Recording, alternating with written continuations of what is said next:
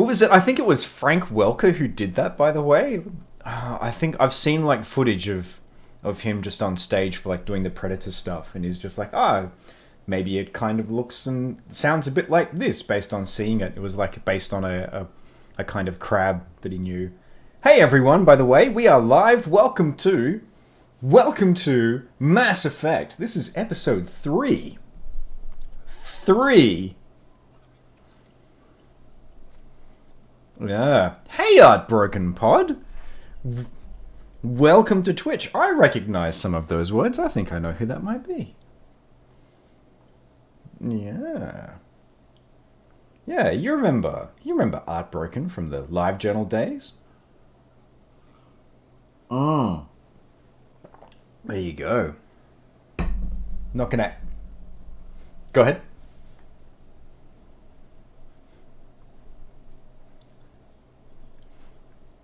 Yeah. I'm not gonna out anyone, but yeah. Our rule of thumb is always not to refer to people by their first name until they mention it themselves, because not everyone wants to be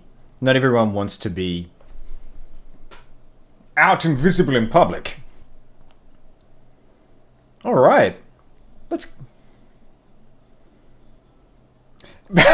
Nice. But it's still a wretched hive of scum and villainy.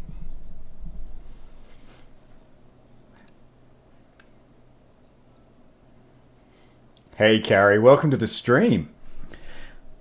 Live journal. Those were the days. Oh, good lord, the angst. The angst, I tell you.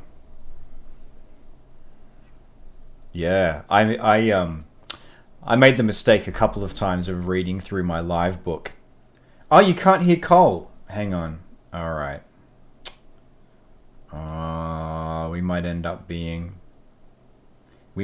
having some problems here then. This might be the last step of what we didn't have last time. Bear with me for a quick sec.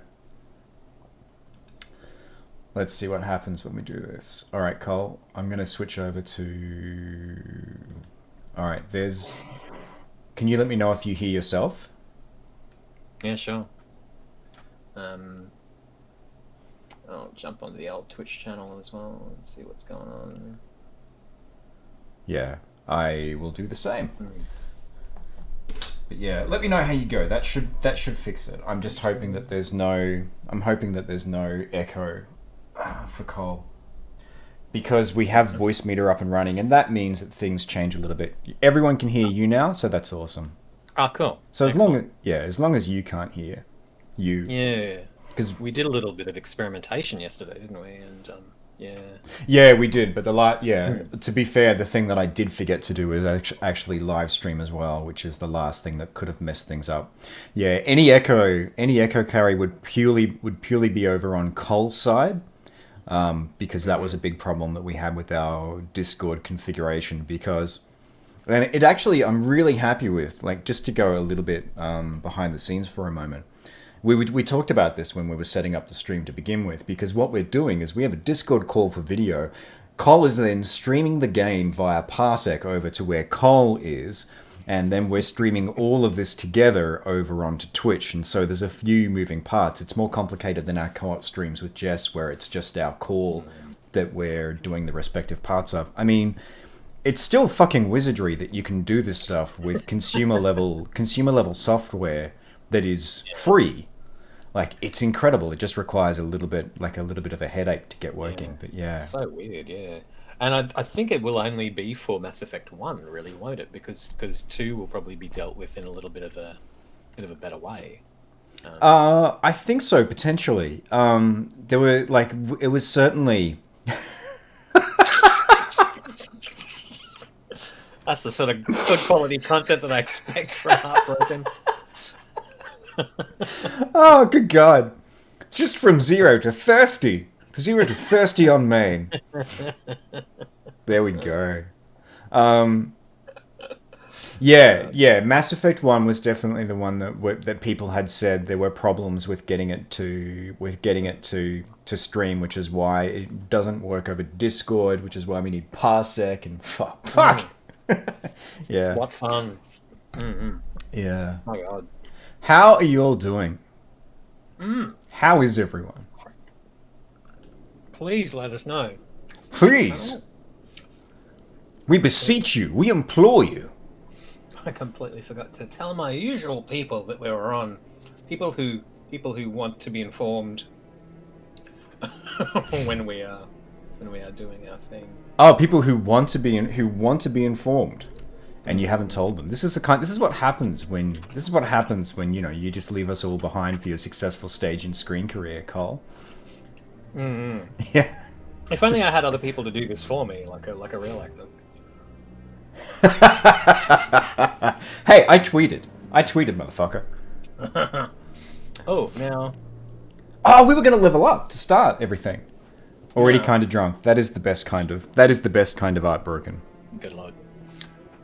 Now, sound out of Mass Effect. Can you give me a little bit of love on that one, because I'm not sure I can hear anything right now. Oh, okay, because you should be hearing. Oh, yeah, I can. Yeah, it's just low. Yay! Yeah, it's because I've dialed down the background music because it gets a bit overpowering on my end. Ah, sure. Yeah. Right. Please pretend to be shocked. I remember running the first session of what would have been a really awesome Eberron campaign if I actually did the thing that people do and commit to running things over time. And Art Broken was one of the players in that, and might have had a few cordials along the way. It made it very entertaining. Eberoon! Yeah. He's good. Just talking to I was talking to Ash about Eberron the other day. Mm-hmm. So yeah, I long for those days. But yes, the career is definitely standing in the way of regular gaming sessions. God. You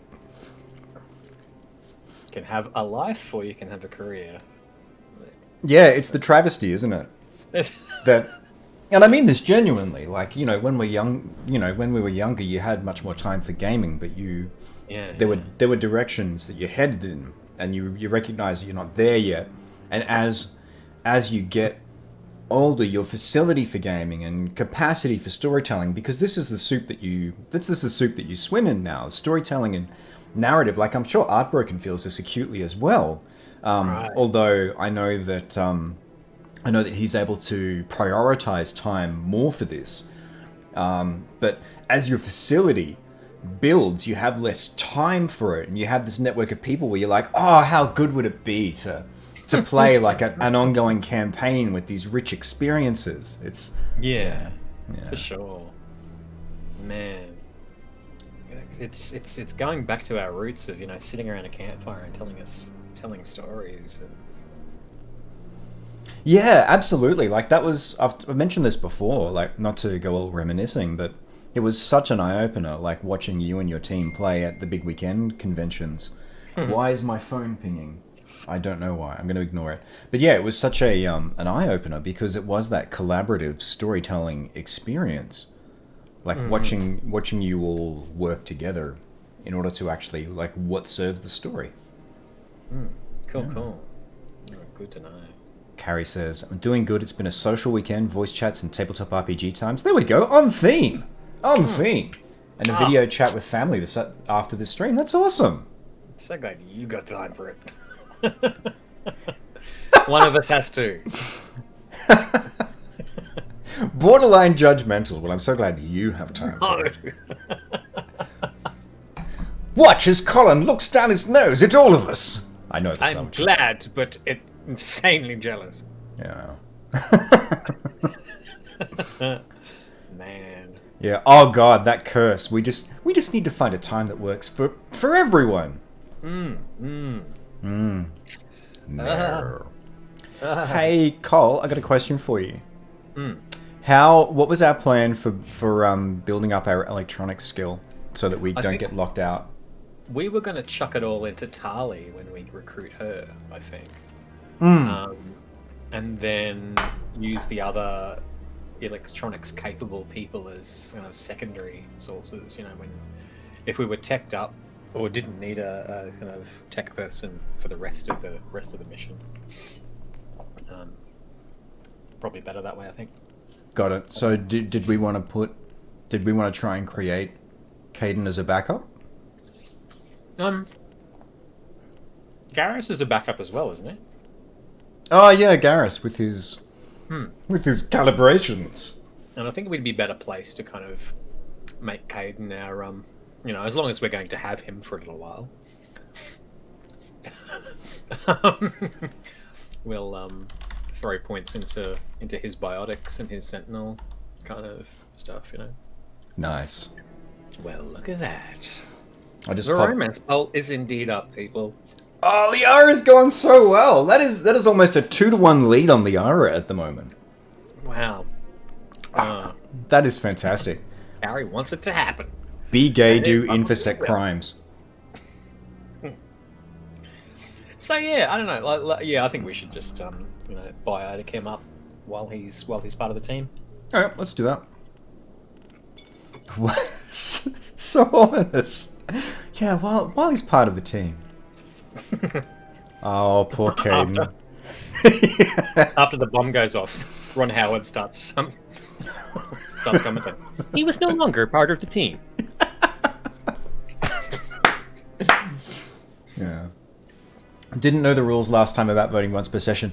Yeah, I didn't communicate that well last time, but now not only I'm feeling really happy. I know the stream isn't an excuse to do software development, but I'm feeling really happy about how the romance script works. And I'm looking forward to doing more of that stuff over time. Because not having to do like a Streamlabs chatbot poll every session it just makes life so much easier. Especially with folks being able to see live updates on stuff. It's little things like that that tickle the geek side of me. I'm sure you get it, Cole. Oh yeah, you bet. Yeah. We got robots to do our stuff. Robots! Yeah, so the synthetics do most of the work for us. While we just entertain. Yeah. I'm sure they'll be happy with their lot and not rise up and kill us all. Yeah, no, it's fine. We just, I've deployed them to Veil.com. That's where the scripts are running at the moment. It should be fine. Yeah. Caden is trash. Swinging hard. Wait, are you coming out for Ashley Williams? Like is this space racism at work? Well, you better put a vote in for Liara then. Heartbroken, honestly.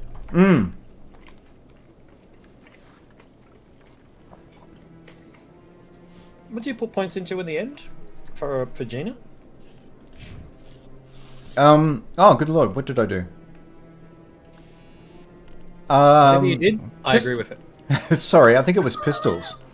Because our charm's maxed out. Yeah. Sorry, I was kind of clicking away while we were talking. That was terribly rude of me. Yeah. Yeah, I did assault rifles for Ashley. Need it. I did throw for Caden. Because he's going to throw things. Yeah, and then it might have been pistols I did for us. Oh no, it was assault training. Ah, okay. Yeah, which I feel. I'm fine with that. Here we go. Hang on, Artbroken saying I came to a frickin' sequel to save your ass. Maybe don't slut shame. Yeah, there is that aspect of Caden. I learn best when I can immediately put the knowledge into practical application. Yeah, very true. Very true. Ashley can get in the bun. Well, that would depends on which hairstylist we use for her, really. Yeah, space buns. In the chili bun. Oh, that doesn't quite work. Chili buns. Blame lag. All right, what are we doing? I think we should take a wander over the concourse and have a word with Barla first. And then drop into the Asari consort and have a word with her. Oh yeah. The same side. So why not? So do you find there's a style of learning that works best for you, Carrie? When it comes to learning theory, or is that like part of the problem that the sort of traditional breakdown doesn't work as well? Oh, are there people? No, there's not people that. Oh, Chorban. Here we go. There we go. We could start the old scanning of keepers Yeah. off here. Not doing anything. What? Oh, no, I wasn't. Never mind. I'm just going to stand over here awkwardly. Yes, is there something you want?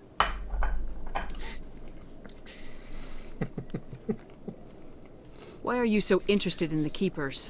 Keepers? I've got no interest in the keep... Don't get coy. I know what I saw. I'm not so sure I should be talking to you about this. There's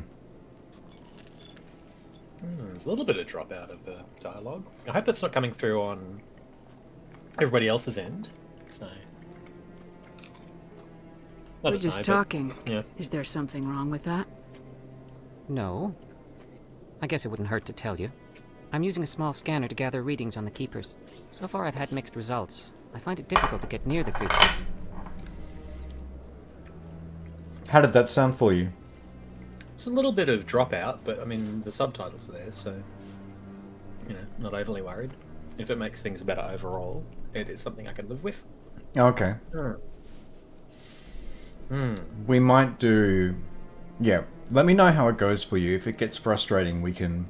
If it gets frustrating, we can stop it. Otherwise, it might be worth us doing a tech test before the next stream, just to look at whether that echo cancellation might actually still be in there. Yeah, sure. But I'm obviously very concerned with what everybody else can hear out in the big wide world. So,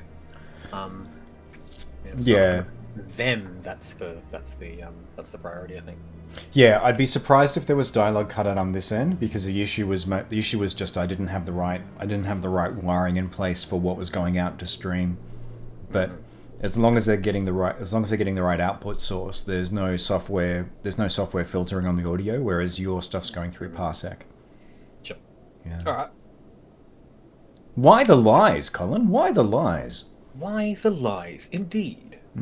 We could ask that of many of the people who lead our country. I noticed. Oh! Ask him at the footy. I noticed a couple of times last stream the ends of sentences were getting cut off, but honestly, it's no big deal. Okay. Okay, let me just double check something. I'll just do a very quick check just to see what I've got. Because what I noticed in this carry was middles and starts of sentences here. So yeah.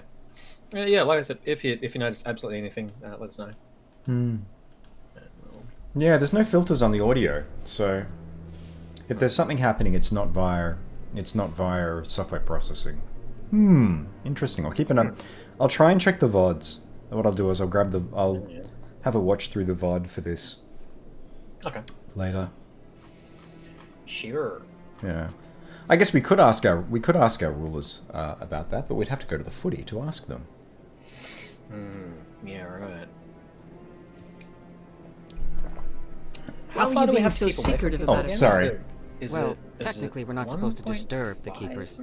I don't really think my scanning disturbs them, but the authorities might disagree. I'd like to do it more openly, but it's not really worth getting arrested over. Yeah, 1.5 meters is about the distance between one seat and another at the footy, isn't it? Oh. Wait. No? It's more... I don't know if you can judge it from here. Yeah. That's 1.5 meters.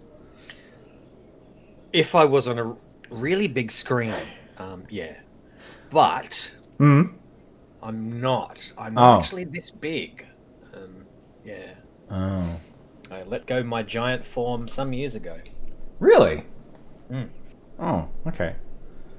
This is getting complicated then. Wait, does that mean potentially that Scotty from marketing wasn't 1.5 meters away from everyone at the... I don't know how to explain it. Maybe he's on a big screen whenever we see him. Okay. Right. Okay, that would be, sure. Nah? Sure. Yeah. That would be the marketing thing to do, be on a big screen and stuff. Jeez. It would be. That's smart thinking. Do the players have to maintain 1.5 distance too? Easiest game of football ever. Now, you get the ball, and so this will be your try. Now everyone remember. When AFL becomes netball. Yeah. Well, then you could go for an AFL paintball hybrid where you can't tackle them, so you just tag them like. Poof. Mm-hmm. Yeah. It's kind of like a callback to Last Boy Scout. If anyone remembers the mediocre points of Bruce Willis's career in the mid-90s. I love that film. I do love it. At the same time. Yeah. Hey, definitely Regan. Welcome to the stream. How you doing? Regan, my man. How you doing? Thank you for the lovely shout out you gave us recently too. Yeah. I didn't know how to capture from Twitch, so here's me. I put my iPod on the bench. I got the iPhone. I took a lovely 30-second video of Regan giving us the loveliest shout out, and I sent that to Kev. I have a degree in IT apparently. Be fucked if I know how to. The weird thing was you drew every frame like on a piece of paper before you sent it to me, and so I just had to kind of riffle.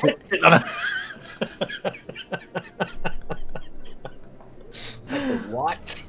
Anyway. Yeah. But you know. Speaking of, definitely Regan. Mm-hmm. Shout outs. Yes. There's Can't believe Cole faxed every page to you. I don't even have a fax machine. How did that work? How did that even work? Microsoft Word email to fax function. Yeah, but like my phone just started. My phone just kind of started. Like, Stop using Nokias. Yeah. I mean, they work, and the theft prevention on them is amazing. Yeah, sure. Yeah, just. Did you ever see that phone ad? Which one? Oh, we will play some Mass Effect, by the way, at some point soon. Eh. I'll just click this. Let's just do this first. I can help you out. I'm not worried about the authorities. I don't even know who you are. Sonic CD. Oh, there you go. Yeah, there was an ad. It was a campaign for a phone. Campaign for a phone in the US. I can't remember if it was for Nokia or if it was for a competitor, but the joke was, yeah, my phone's got theft prevention, try and steal it. Then someone like in the locker room walks towards the guy and he just pegs the phone at them and it bounces off them and they're like, ah! Nice. That's the way it's done. Yeah, and because it's a Nokia, you know, the thing would be fine. I still have fond memories of the 5110. That was my first work phone. Those things last forever. Why would anyone steal a Nokia? Nokia? More like Nokia. I think caps lock appropriate there, honestly. Yeah, there you go. Because Carrie still uses a Bakelite rotary phone. I love it. Archetypal object. Nice. Jesse Faden approves. Semaphore GTFO. Nice. That's well flagged content. Yeah. What? Nice. Oh, see, yeah, I was going in completely the wrong direction. I was going to go with like Morse code. But yeah, that's not that's semaphore as flags. Yeah. Want to try the new telegraph system? Dash to the post office and get your dots out now. Yay! Yay! I'm Commander Shepard with the Alliance military. Well, I suppose I could use the help. You'll need this. It's the scanning device I developed. Activate it each time you see a keeper. All collected data will automatically upload to my database. I'll even send a few credits your way for each unique scan. Alright. There might be XP, so I'll ask the question. Good plan. I'm pretty sure we made this joke last time, but Chorban still sounds like an early 90s video game that's an extreme sport. You bet. Yeah. Let's go Chorban around the Citadel! Or it's Carl Urban's moniker when he's online gaming. I am Chorban, King of Geeks. I want that to be true. What are you doing with the data once you've scanned it? Trying to learn whatever I can about the keepers. We see them working everywhere, yet we know so little about them. I'm a scientist. I want to know what makes them tick. All right. Making good game We progress. should get going then. So glacial. Yes, I have much work myself. So long, and good luck with the scanning.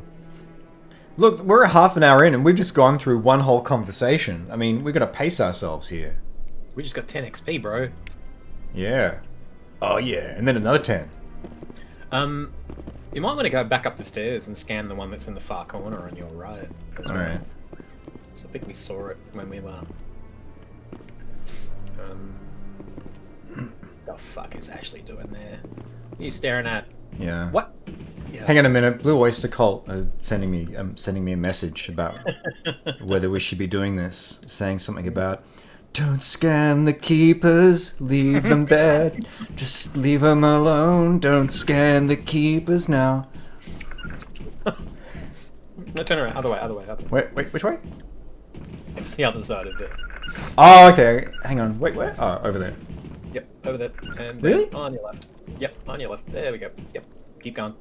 Oh, I see. I thought that was... I didn't see that there was a walkway there. 283 hour mouth run. Do you reckon we can get this done in 283 hours?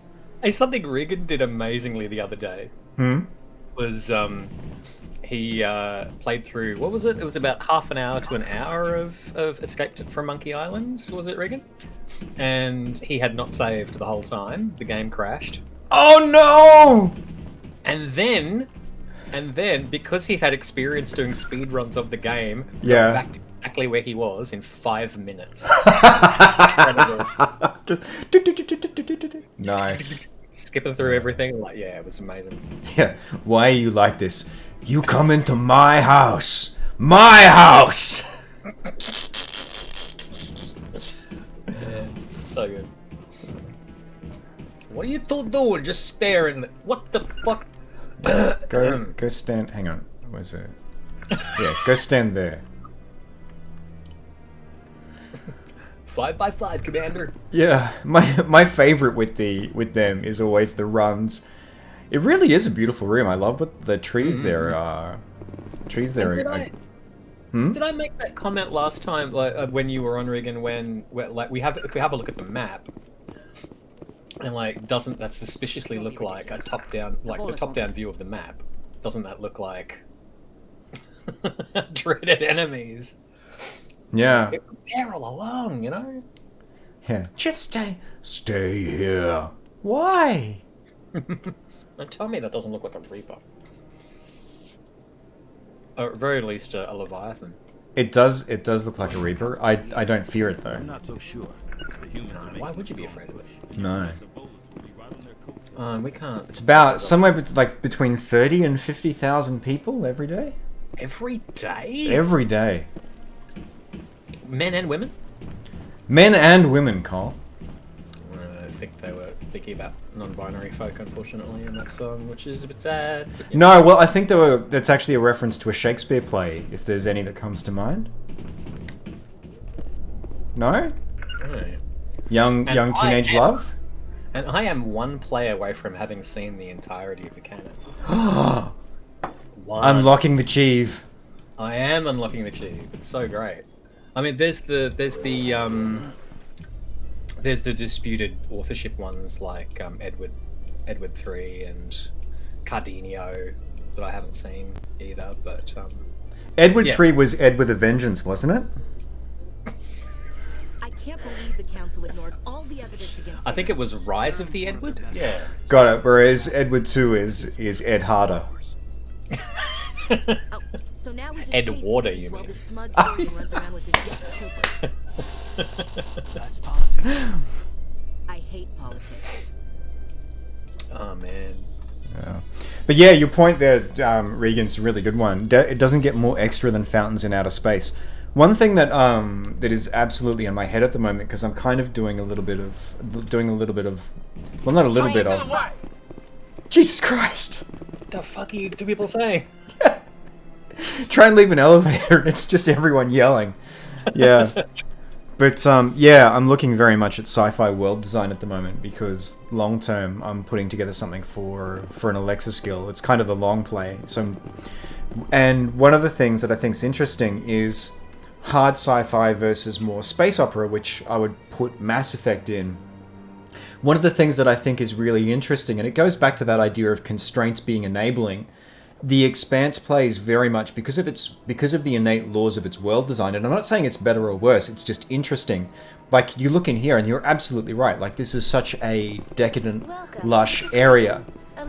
The setup of the world in the Expanse allows you to have little bits of indulgence where very clearly the world law shows you this is something that is extremely privileged. The cost to get this happening over here is tremendous, or tremendous if you prefer, but yeah.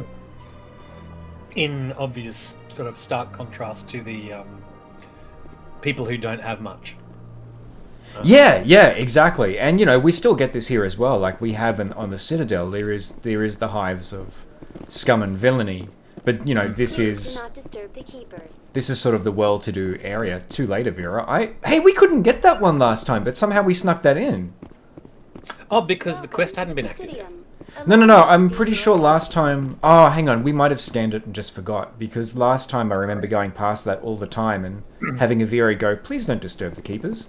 And I thought we hadn't gotten it. Ah, right. Yeah. Die hard with a plantagenet. Nice. Plantagenet.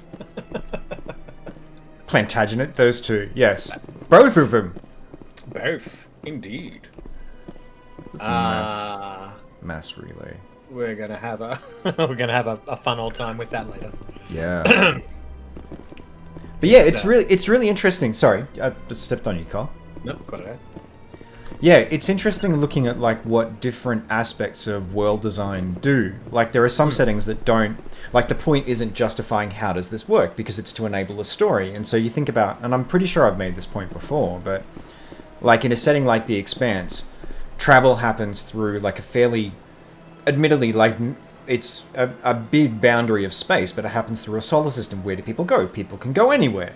Whereas you have a thing like Mass Effect or Babylon 5, which we're just about to finish watching through, my partner and I, and jump gates create these nexus points that become points of conflict. They focus travel, they focus attention, and then that allows you to sort of create these laneways, really, these paths through space, as opposed to it just being, well, we just kind of fly through what is maybe the most efficient way of doing things. There's interesting contrasts between the two.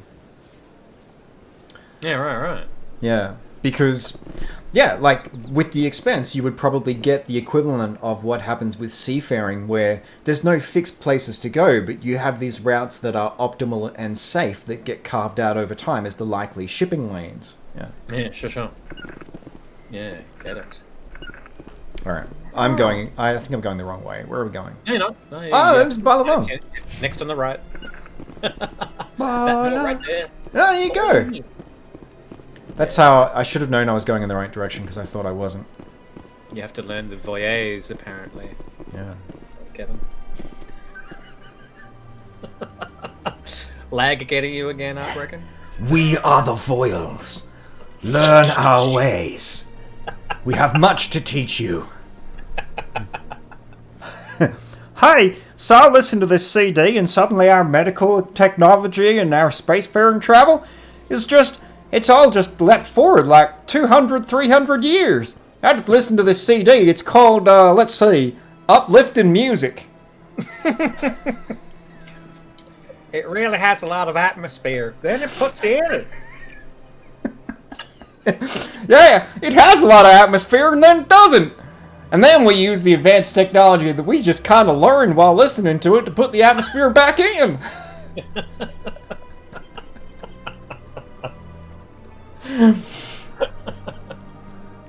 Where's the audio command shortcut for Throw Shaded Kevin? It's there! It's right there! Broken, you might have had a few cordials, but if you have a look, the come on is right there. Pretty sure it's called engage in chat. Yeah. Because, it's just bound to happen. Yeah, I think Carrie is really good at that and will probably work for some sort of commission. Her sideways glance is quite incredible. It is. It is. It's an emote that says so much.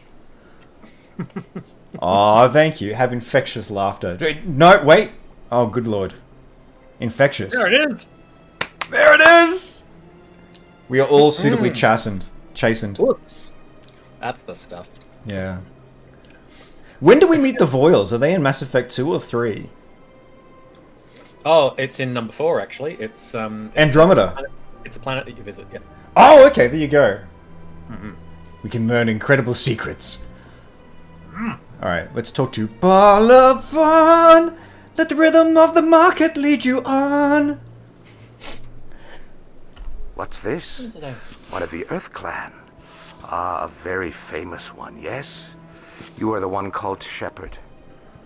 The tale of how you survived the great tragedy on Akuz is truly remarkable. I am amazed each time I hear it.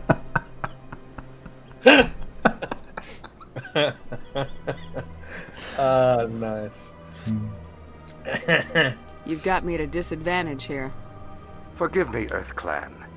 My name is Barla Vaughn. My job makes it necessary for me to keep informed. I am a financial advisor to many important clients here on the Citadel. When someone as important as yourself arrives on the station, I take notice.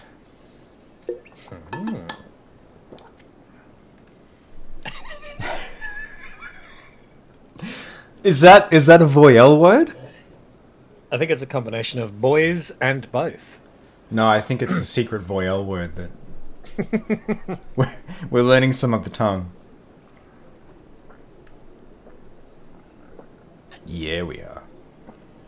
Alright, need your help. I heard you work for the Shadow Broker. Do you have any information about Saren? You're very blunt, Shepard. But you're right. I am an agent for the Shadow Broker. And I do know something about Saren. Everybody loves Saren. I mean, you used to watch that, right? God no. Oh, it was great. You know, Saren would, like, be dealing with his overbearing mother, and then he'd just go and, like, you know, kill a bunch of people, and... It's funny, like, I think the title of that show just made me want to not watch it. No? Yeah, right. It was kind of weird. Yeah, I had that experience initially too, but then I listened to like a few of the ads, and then the more I listened to the ads, it's weird, the more I wanted to listen to the ads, and then eventually I just kind of sat down and watched the whole show. That's really weird. Yeah. Huh. I don't know what's going on there. Under compulsion, maybe. Yeah. Wait. No, I couldn't make it to Compulsion. They were sold out. Ah, man, that sucks. Yeah. Colin, can we make a deal? Go on. Let's make a deal! I hear your information can be expensive. Normally, this information would cost a small fortune. But these are exceptional circumstances. So I am going to give it to you for free. I love free stuff. What's the catch? There is no catch. The Shadow Broker is quite upset with Saren right now. They used to do a lot of business until Saren turned on him. No, Compulsion wasn't cancelled. What happened was they turned it into Cancel Culture, which is like an online event.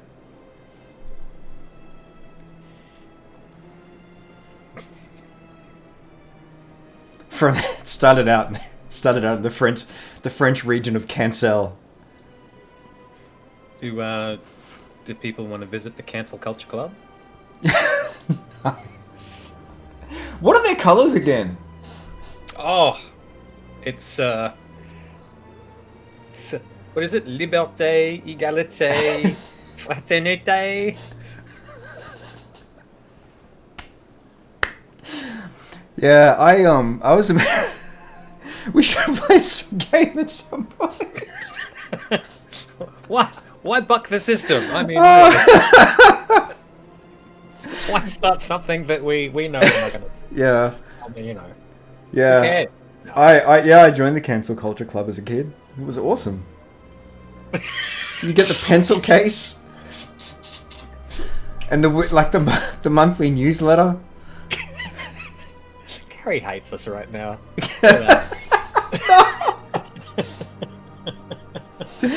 Oh, we've been cancelled.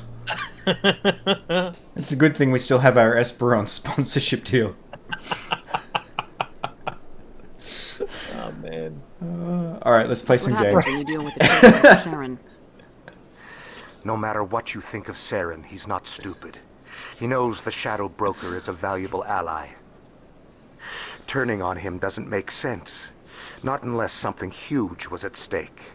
I don't know the details, but the Shadow Broker hired a freelancer to deal with it. Yes, A that Krogan one. mercenary. Yes, Alright. please. Anything else? That's not much to go on.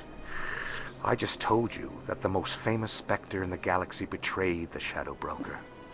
Quite a bargain, considering the price. Speak Not with the really. Krogan if you want to learn more.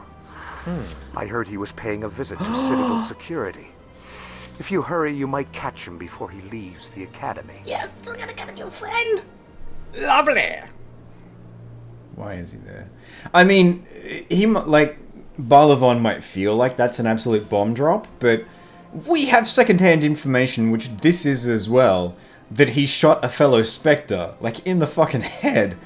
And we tried to employ that, and Saren was like, well, actually, I didn't. I didn't, but listen to this ad. It's awesome.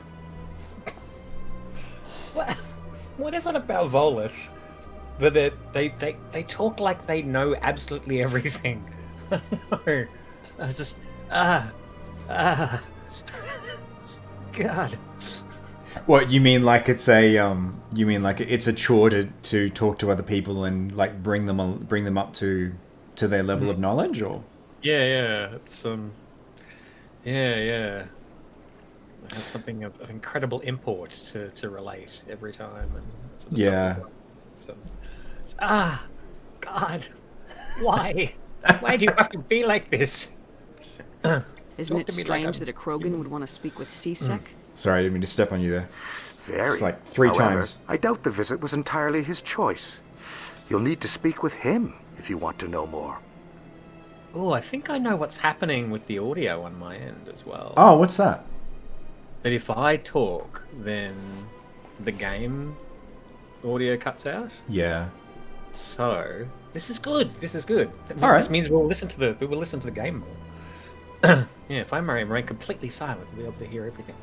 Got it. Okay, it makes sense that it's probably trying to mess with. It's probably trying to mess with what's going in or out. Yeah. Now, like I said, as long as everybody else can hear it out there, I'm totally fine with this. This is essentially the 4th time that I've played this game, so I'm fine with not hearing it. Yeah, but we want to get things comfy for you as well.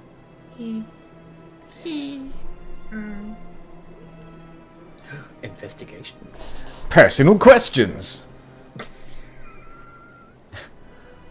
Barla Von.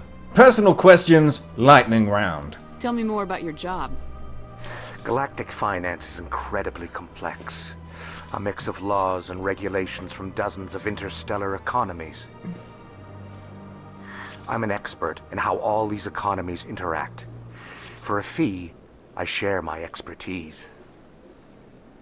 I also offer premium services for those clients who need someone to conduct business without drawing unwanted attention. Discreet and efficient. That's my motto. Probably the same motto that the Asari consort we're going to visit has. They all work the same way, huh? Yeah. I like the upsell there too. For a fee. Yes. Is this legal? Sounds pretty shady. Everything I do falls completely within the bounds of interstellar commerce law. Even so, many of my clients would prefer their transactions remain undisclosed. For example, suppose a Hanar ambassador was petitioning the council to reduce tariffs on Hanar goods. How would it look if he had money invested in a Hanar exporting company? Even if his true motives were to help his people, he would be accused of advancing the petition for his own personal gain. I can keep his personal finances private. It's like that though, isn't it, Regan? Yeah. That euphemism too. Right, I tell you. Yeah. It's... Of like, well, that would be such an unfair accusation, and I can ensure that that doesn't come to pass. The sarcasmometer is just going. Yeah, or the I feel like they still steer clear of. This is one thing, like, I've talked a little bit in Discord this week because we've been talking about stuff like cultural appropriation, and also because Ghost of Tsushima is coming out soon, like being a recovering Legend of the Five Rings player. Hey. Yes, but the Scorpion always used to get written that way, where they're just an annoying archetype of no matter what happens, like you punch them in the face, and then like the character is like, yes, exactly as I planned. You stab them in the gut, and they're like, yes, my entrails are coming out now. This is exactly as I planned. You've played right into my trap. Yes, exactly. What? Yeah, it's such. Yeah, the writers just used to play that as such a tired one-note archetype. Heartbroken. What? What's the, if there's a one that you wanna stress, like your Barla doesn't come to your house and ask about your dick. Is that the way we should be saying it? I don't understand. I like it just remaining in isolation like that. It's pretty cool. Still sounds shady to me. Then we can only hope you will never be cursed with a large enough fortune to require my services. Alright. Shadow Broker. Tell me more about the Shadow Broker. Most people think I deal in finances, but my real currency is knowledge. I trade information, and it has made me very wealthy. But the Shadow Broker is the true master. Every day he buys and sells secrets that could topple governments, always giving them to the highest bidder. Yet somehow he never seems to upset the natural balance of power. All those secrets being passed around seem to even out. Nobody ends up with an advantage in the end. We do, and we love you. Very aware. Yeah. Very aware. See, this is interesting with the Shadow Broker. Like, there's two ways this can go, and I know that we're going to get more context on this in Mass Effect 2.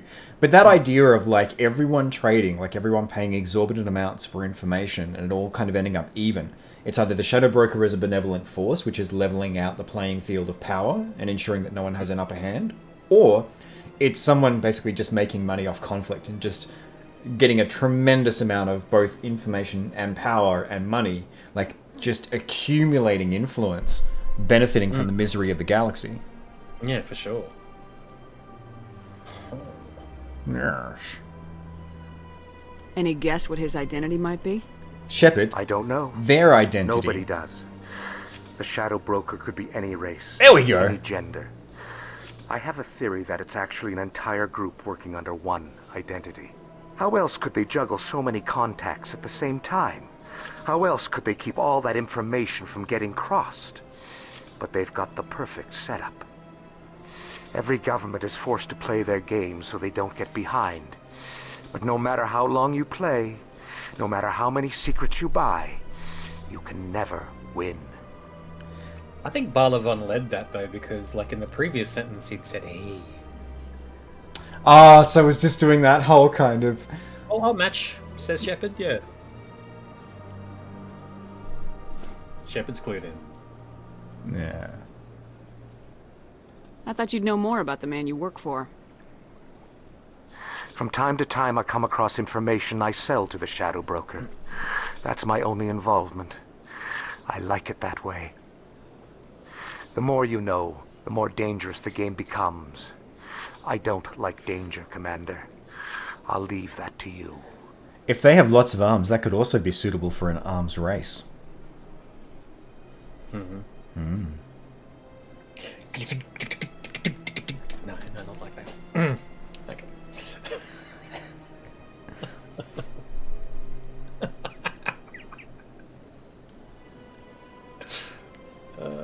Oh, engaging. in a hearty round of wristicuffs. Wristicuffs? Yes, wristicuffs.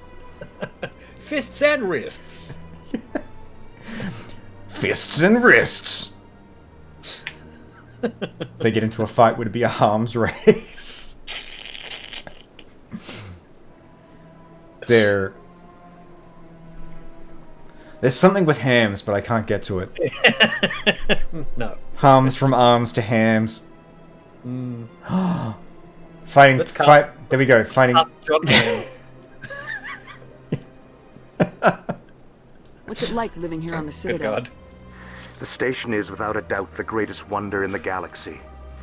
It is a technological marvel, but its true splendor goes much deeper than the hull and engines.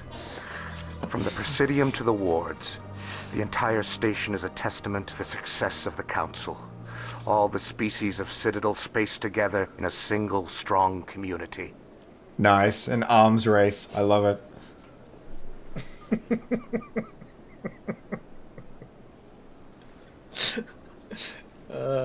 I wonder how long it's going to be before Carrie puts Regan in the bin.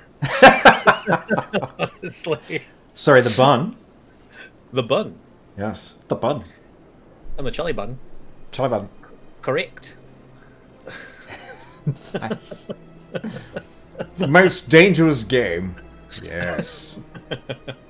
Well, you know, it has its charms. It's a charms race! Ah! I have some misgivings about that. Oh, yes. Should we enter a qualms race?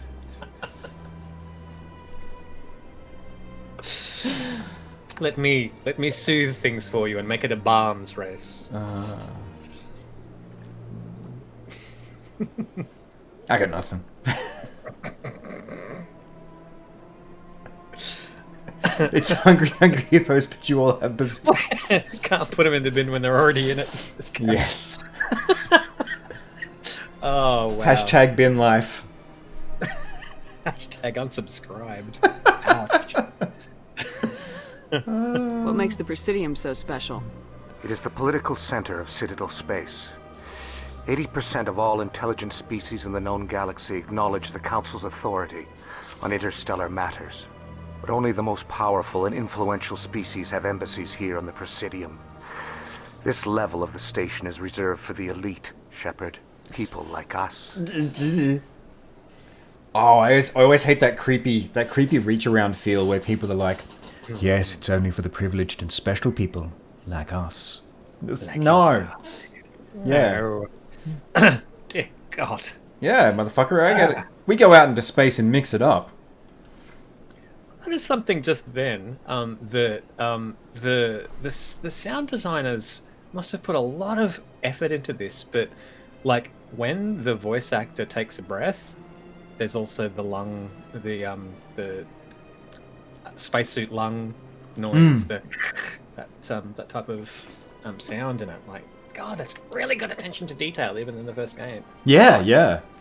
Yeah, BioWare they've always apparently excelled at how they manage their voice acting, and they've got they've had a couple of tools in the past that I'm actually getting to the point now where I'm gonna like ape and make my own bodgy budget version of. But it's a concept I've seen talked about a few times in GDC, just going basically from like managing in a central repository. A hearty welcome to Geordie. Hey, Geordie. As long as there has been a channel, there has been Geordie.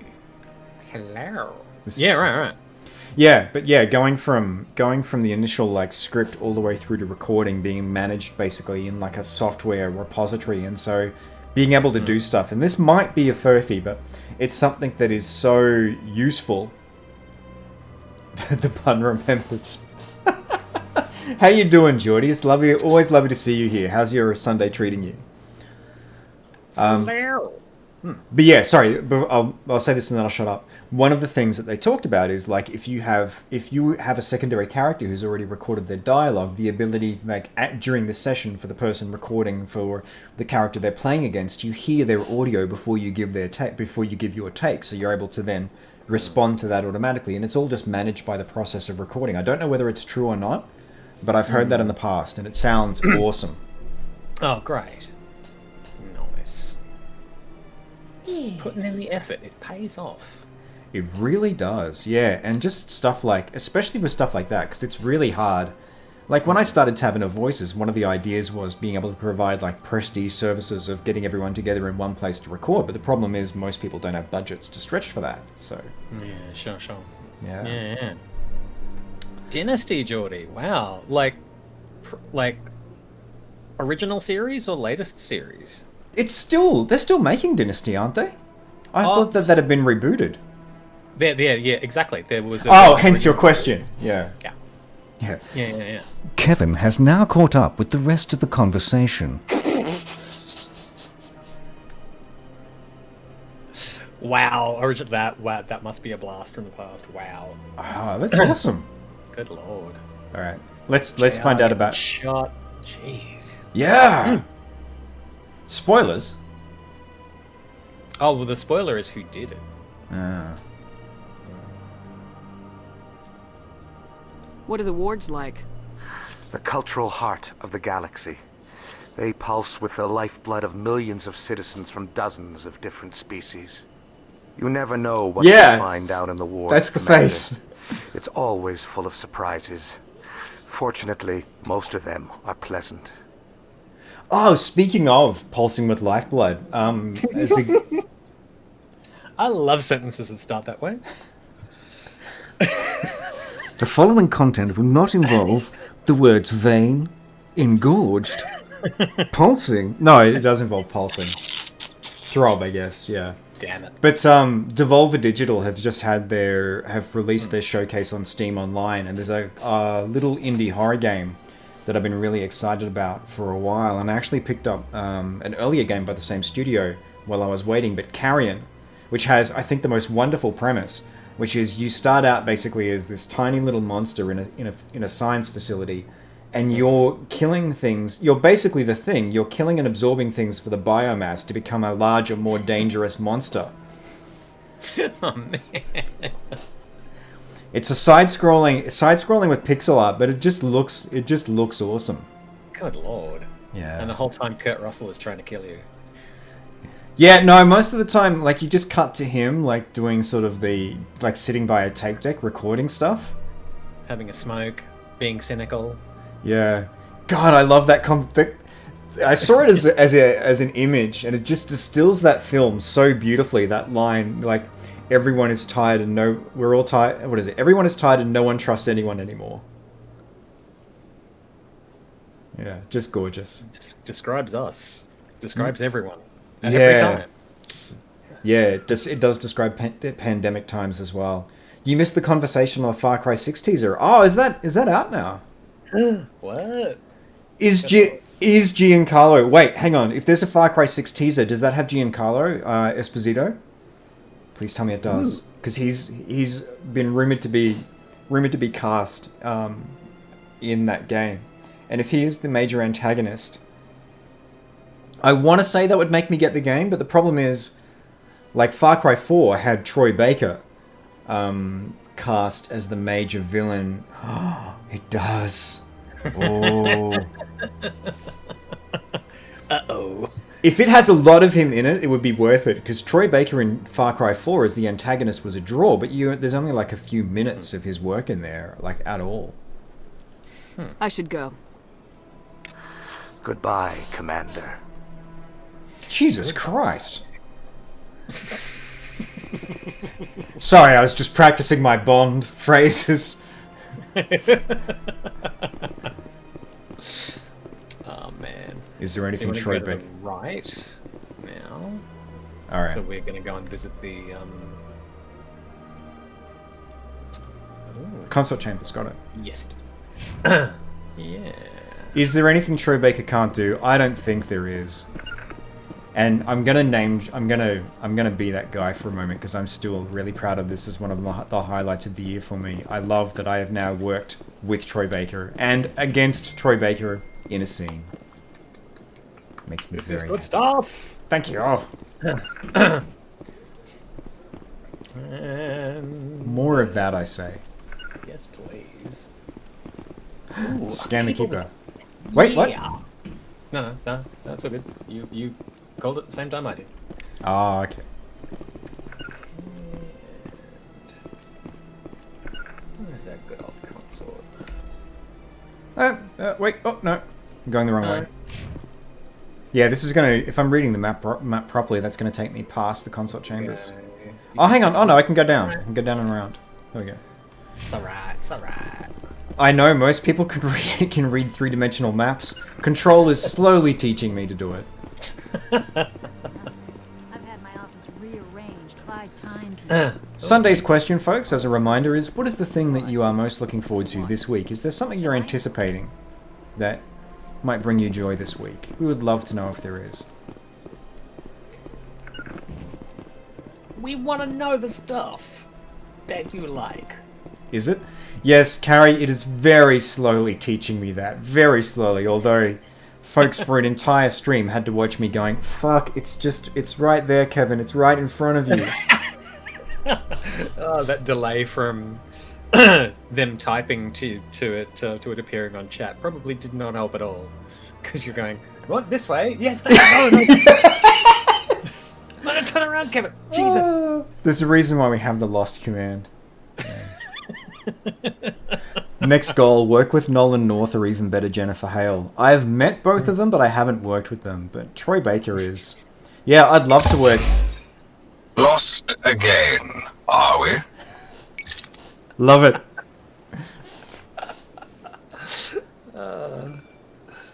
Cutest.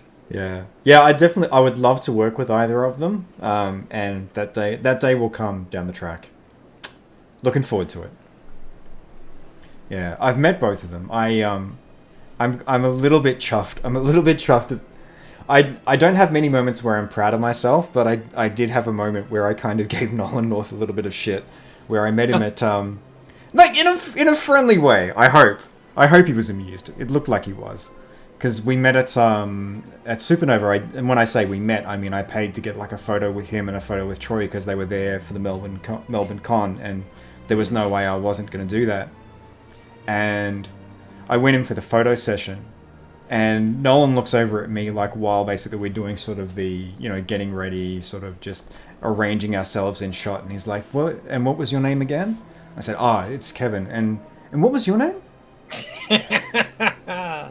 Nice. And he did a bit that went for about a minute of mock rage, but yeah, I was proud of myself for that. Cute. Yes. He was mock indignant. Welcome, I am Naylina. I don't recognize you as one of our expected clients today. Would you like me to see when the consort will be able to meet with you? Alright, do we need an appointment? Oh, there we go! Thank you, Codsworth. There's Colin's swanky new website. Check it out. He has... Oh, hey, thank you. Yeah, I launched that yesterday. Yeah, it's pretty basic. It was built on GoDaddy's site builder, so it's nothing too complex, but, it's kind of all I need right now. So yeah, go visit if you want. There's stuff. Connect. And in relation to your comment as well, Artbroken, you're one of the people I'm proud and honoured to know, who has an incredible body of work behind him and in front of him. I think I got a message from Artbroken just before saying that he's got to go, but Oh, gotcha. Yes. So if he doesn't get that message, then Yep, no stress. Yeah. Life is a thing. Yeah. I'm just going to open up Twitter on the old iPad while we're doing stuff. Thanks, Gary. Soliciting votes. Weirdly, that's... rigging the election. Nolan... Jody says, Nolan North. I'm motherfucking Deadpool. And what a Deadpool he is, too. Thanks, Regan. That's really kind of you, man. Yeah. I did a Williamson, a Williamson world premiere a couple of years ago. It was pretty cool. I remember you talking about that. I was so bummed I couldn't catch it. Yeah. And it was science-based as well, which was even more awesome. Yeah. so glad that I signed up for that. So it was all about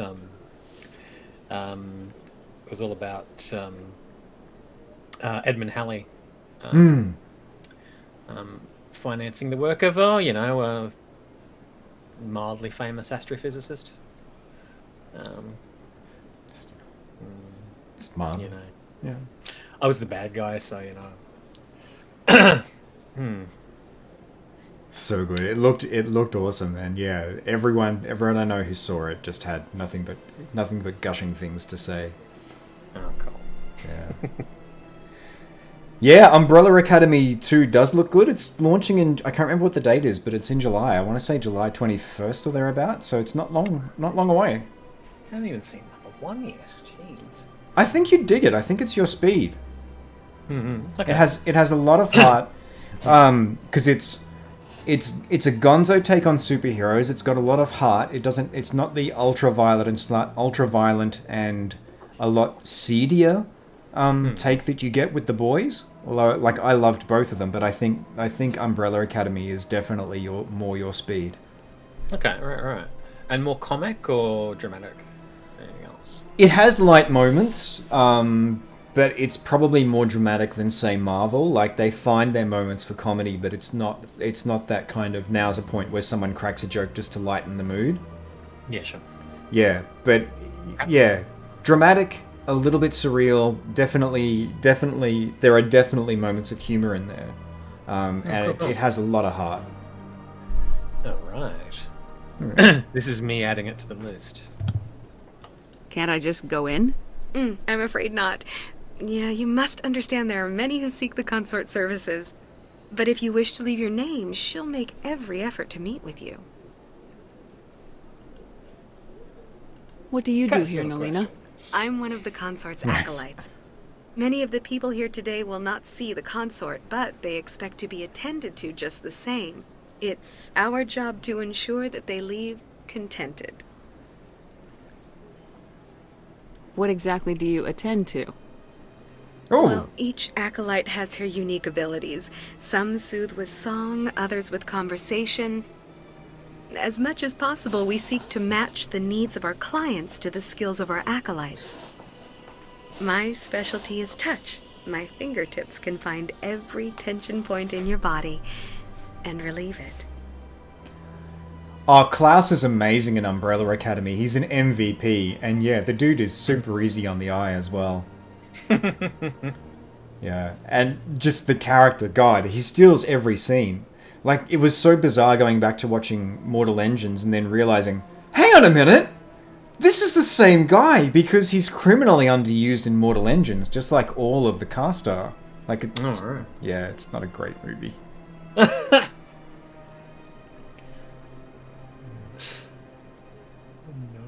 I'd like to try out your services. Excellent. I'll add you to our client list. We should be able to see you in 3 or 4 months.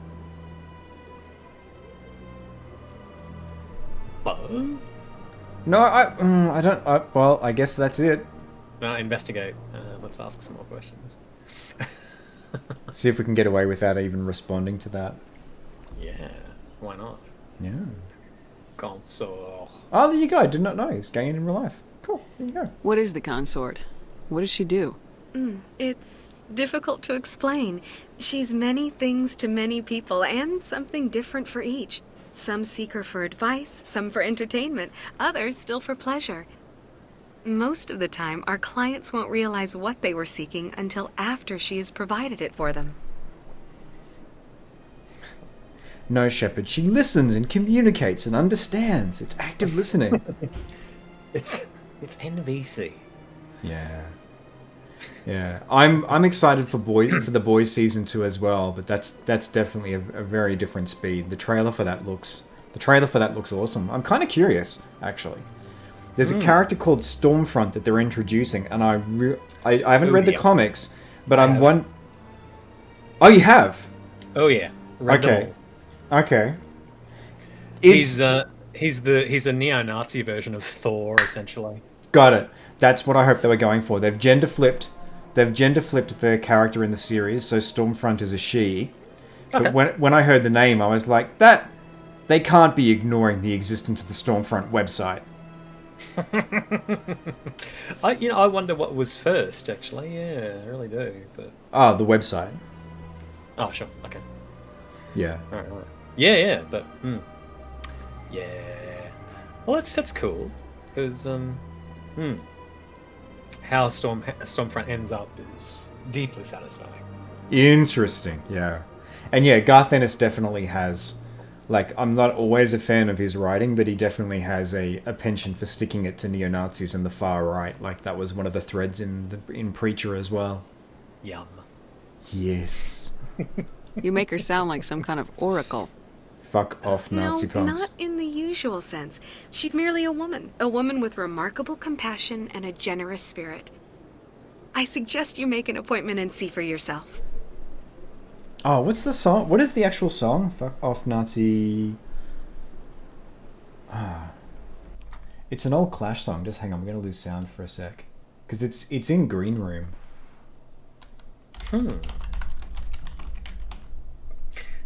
Did he? Dead Kennedys. Nazi punks fuck off. I had the right words, just in the wrong order. There we go. Lovely. If you haven't seen Green Room, by the way, it's sad because it is, like, with, you know, the world is a poorer place without, God, now I'm gonna blank on his name. Because my brain is throwing up Chekhov, and that's character, not actor. Oh, I feel terrible. Yes. Yeah, I know who you're talking about. Yeah, do you want to Google that? If I can absolutely. give you some homework. Yelchin. Anton Yelchin, thank you. Hmm. Yeah, amazing actor, and that is that movie is a lot, but it is so good, and he is so good in it. Thank you, Jordy. Anton Yelchin, you got it. All right, I think that's it. I think that's it for questions. I think I'm done here. Oh, well, I hope you'll return again in the future. We always enjoy seeing new clients. Nalina. Yes, Sha'ira? Send the commander up to see me. I wish to speak with her. Yes, of course, mistress. Oh, Mass Effect. Dear.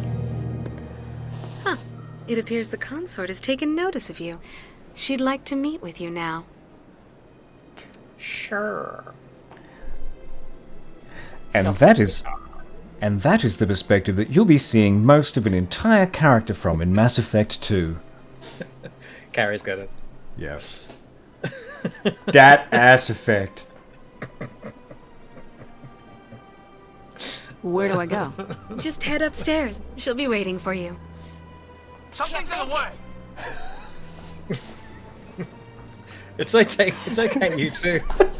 We're just in the consort's chambers. No need to go into combat mode or anything. No. Good lord. Saddle pedal. More like ass effect. Talking to any of these people is not going to turn much up at all. Yeah, they're all like one line, like, nope. Yes. I'm respecting their privacy. Yeah, keep distance. Do you know how to back that ass up? Oh man. YouTube has. Oh, what's the we're gonna lose sound again for a sec because I'm gonna try and grab something else. I'm trying to remember her name. But YouTube recently has just completely indoctrinated me for a particular pop artist. I just love. I love her music. Ivy Levin, like most of her stuff is like 6-7 years ago. I'd never seen it until recently. I just love her stuff. Oh, that reminds me of something I was going to say earlier. We'll come back to that in a... Actually, no. Yeah, very briefly. Go on. I'm late to the party on Billie Eilish, but like watching a lot of her film clips and how she positions herself as a musician and an entertainer, I've got just a fucking world of respect for her because she seems... Welcome, Ace. Hey, Ash, how you doing? Sup? Bear with me for a quick sec. I'll pop it in chat. There we go. But yeah, Billie Eilish. I can't remember what it was that got me onto her music, but it was See Me in a Crown probably was the first track I heard of hers. But watching her film clips and looking at how she positions herself, there's very much this theme running through her stuff of I am the monster. And it's something that not a lot of female artists get to do. Like, it's still, in 2020, it's still difficult for especially younger female artists to move away from that I am being marketed on my body. And she has this amazing video that's like 5 minutes as well. Like an art piece that she put together that's kind of talking about that too. Like, basically trying to push away from, like, I'm not my body, don't judge people by their body. And like, she's an attractive artist as well, and it would be super easy for her to go into that more traditional route. I feel like Grimes tried to ride the line there. Yeah, I'm late to the party on Grimes as well. She has some really interesting film clips. I haven't watched as much of her stuff. Oh, Bury a Friend is amazing. It's, yeah, gorgeous and heartbreaking at the same time. But yeah, it's completely random, but it's something that struck me recently because I guess in part I'm mindful of it because my daughter has a real love for the ghoulish and the dark as well, because, you know, she's a young kid. Like, what kid doesn't? But the fact that there is an artist out there, that there is a female artist out there who has taken that aesthetic and has that as part of her stuff, and some of her images are like genuinely fucking creepy. And it's her putting herself in that role, and I love that there is someone out there who's been able to do that with their career. Yeah. Anyway, Barla. Okay. It's on Rocky Horror, hey? Sorry? Oh, Ivy was on Rocky Horror. Ah. The film clip for Kill vs. Maim. Oh, I'm not sure I'm familiar with that. Can you pop a link for that in chat? No. Oh, I hope you had an okay weekend as well, Ash, after that you've recovered. Yes. Yeah, especially after... How is your weekend treating you? And I think you should absolutely nap. Like, if we can provide a nice background for napping should happen. That is close enough, Commander. I've heard a great many things. Sorry, since I your moved arrival forward here like a at our hare. Citadel. Sorry, you were saying before I stepped on you by walking forwards. We'd make our voices a little bit more sonorous. A little bit more ASMR. Welcome to ASMR Effect.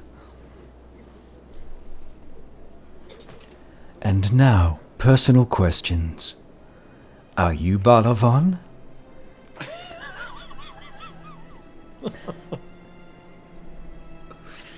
You got to see the doctor tomorrow. Oh, I hope that goes well for you, Geordie. Is that a random checkup, or is it something? Hopefully, it's nothing too serious. For sure. Yeah. I'm just going to grab that link. Thank you for that. Me too. Alright, let's just pause that so it doesn't make noise. If you manage a team... No, shut up. Shut up, YouTube. But yeah, Grimes has a few amazing video clips that she's put together herself as well. The film clip for Venus Fly it's awesome. Alright. Just to see how your diet is going. Okay, well, I hope there's good news then for you. I hope that brings good news. So more of a dietitian than a GP, I guess, Geordie? What exactly do you do? That depends on your needs.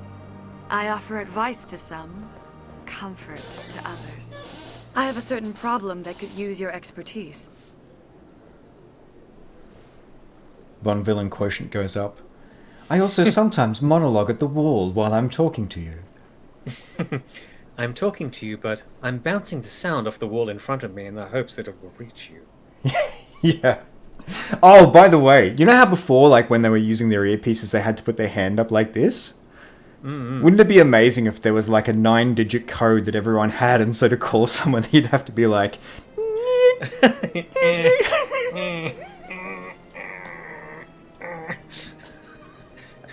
Very inconvenient. I get the right... Oh, sorry, wrong number. I just had a twitch in the wrist. Been playing too many games of fists and wrists.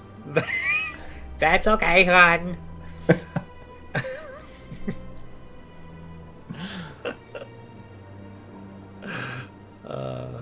Kind of like safe cracking. Yeah. I'm still blown away by the fact that in Last of Us Part 2, without this hope this shouldn't be a spoiler for the game, but if you sit there and you have good enough sound, you can actually crack the safes in the game by listening. Like, if you can't be asked finding the combinations, you can just sit there and go tink, tink, tink. Good lord. Yes. Not bad. Yeah. Someone spent the time to do that. If we're talking female pop vocalists, Hayley Kiyoko and Dirty Computer by Janelle Monáe are both great examples of dyke camp pop. Oh, there you go. Nice. Yeah, Janelle Monáe is amazing. Like, she's the Venus Fly clip is a collab between her and Grimes, or it's Grimes featuring Janelle Monáe. Oh, cool. I've spoiled it. Good lord. Because the safes are pivotal to the game. There's an Indiana... Just to spoil some more, there's an Indiana Jones tribute sequence where you get in a safe that then gets blown by a nuclear explosion like a couple of counties over before you get out, and then you're safe because you're in a safe. It's kind of the reverse of fridging, isn't it? He actually deliberately got into a fridge, and the fridge saved his life. Whereas, fridging as we know it... You know what I'm saying? Ah, the Indiana Jones fridge. I don't know why people are talking about fridging like it's a bad thing. Indiana Jones was fine, mate. Saved him from a nuke. Fucking fridging's awesome. What are you talking about? Oh, fuck. You feel me? Oh, God. Oh, I should... How am I supposed to play a game now? It happens occasionally, Karen. Oh, look. And there's Codsworth going, do you want to hire me for more of that wonderful brand of humour?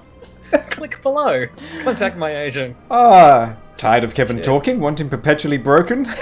Hi, Colin.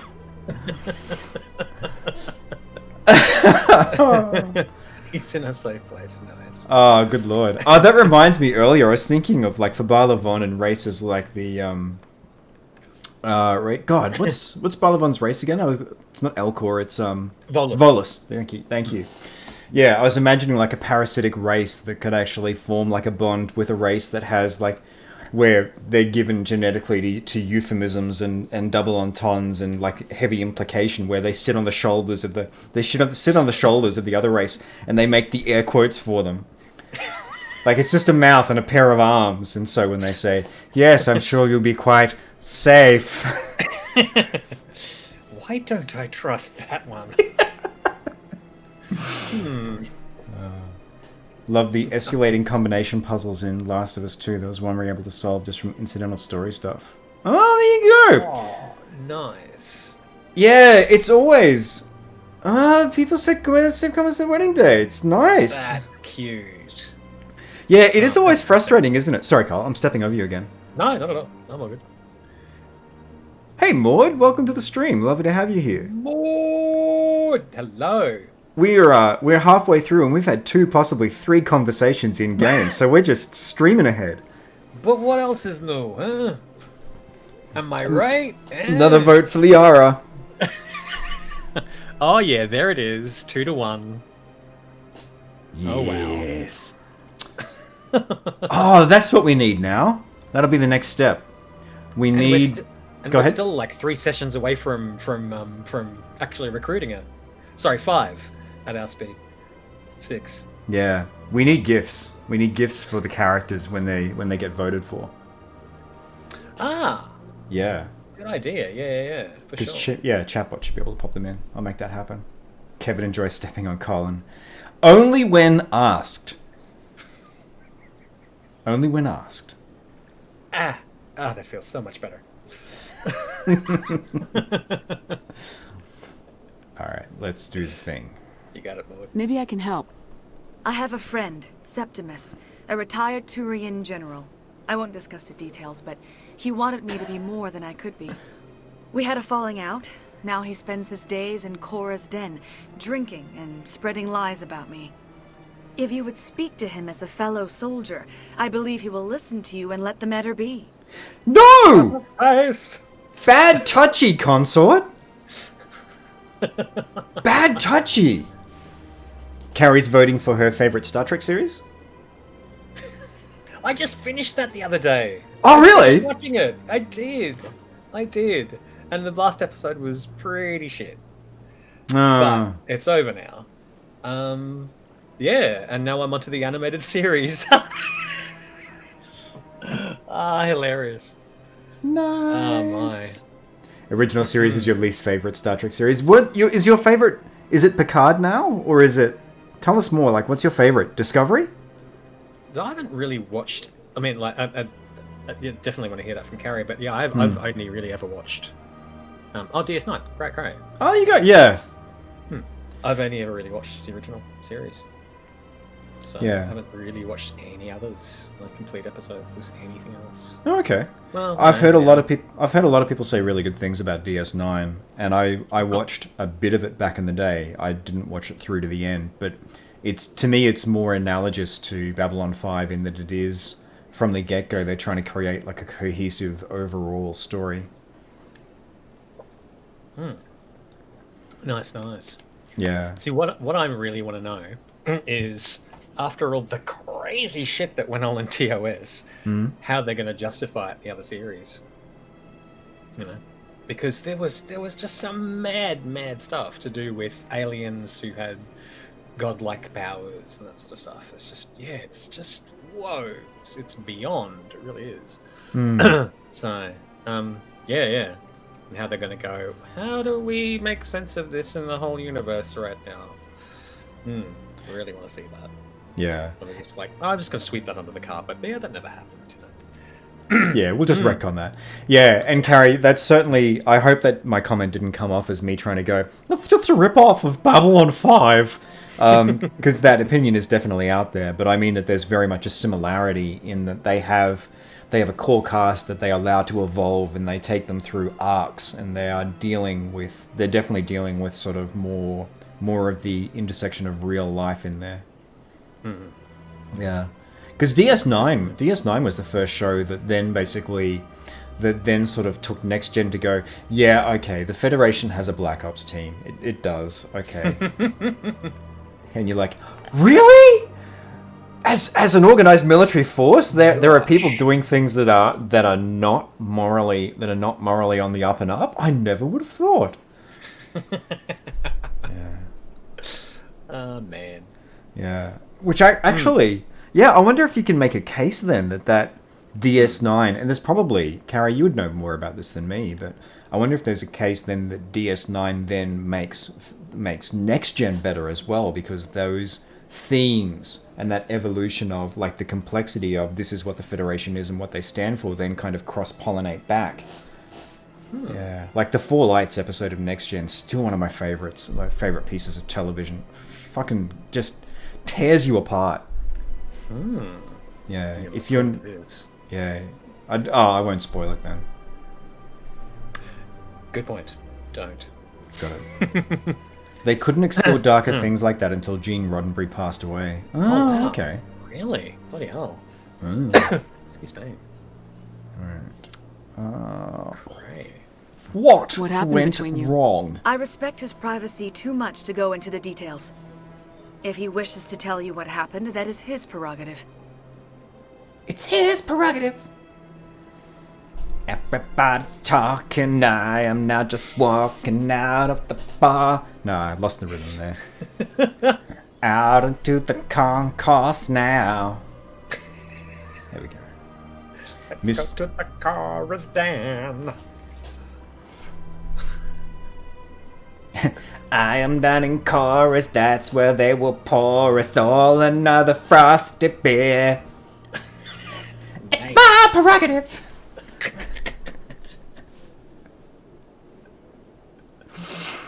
What must people think? What indeed? Yeah, the question was, Carrie, just whether the case can be made that DS9 cross-pollinated that complexity back into next gen. What exactly do you want me to tell him? Appeal to a sense of honor. Remind him of his position as a general. If you can convince him to stop spreading lies about me, I would be very grateful. Now I must ask you to take your leave. I have many clients waiting to see me. Fucking house cat. Right? I'm gonna get really close to you now. No, don't touch me. Yeah, that's the thing. Like, I know that she's not trying to be alluring, but that would be the consent, like, and I don't mean sensual in the sense of sensuality, but that would be the consensual thing to do. It's that old rule of go in 90%, leave the 10% to the other person. Don't go into their personal space like that.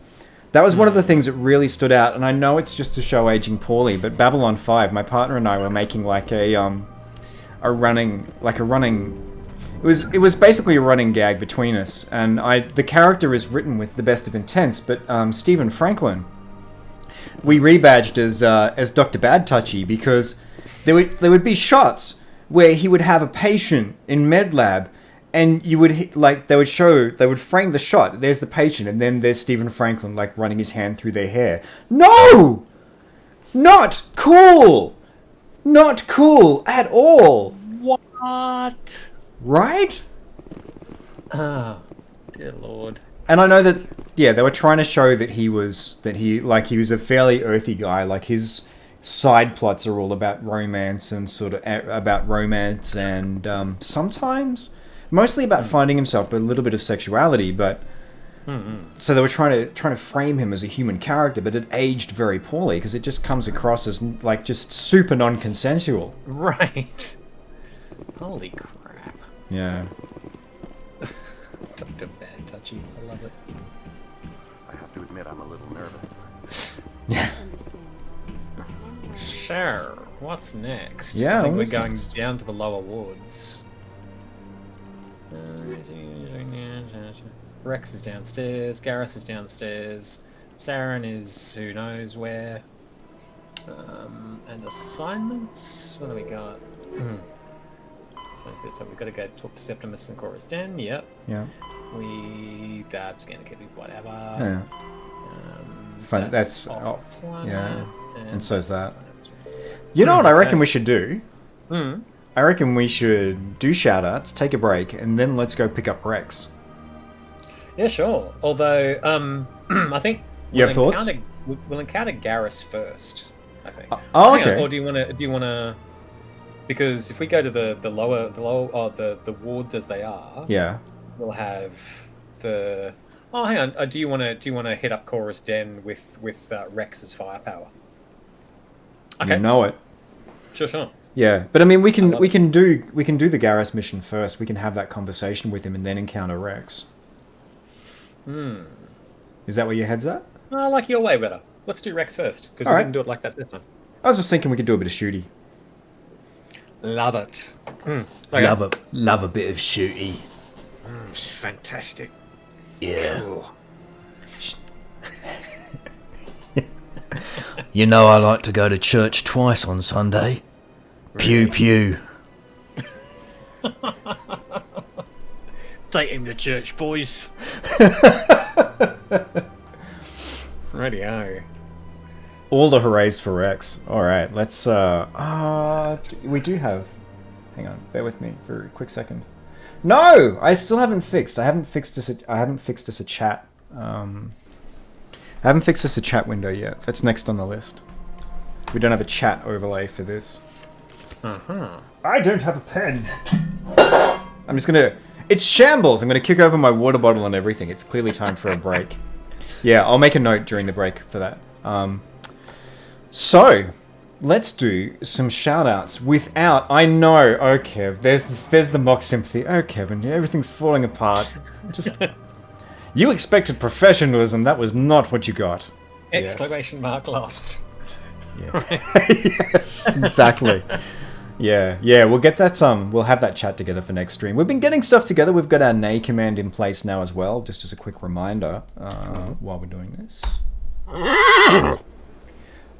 Which has an audio component to it, not to take away from its seriousness, but also because sometimes we get into heavy topics and folks want to veer away from them. So that's a great way of getting my attention and making sure that we move off them.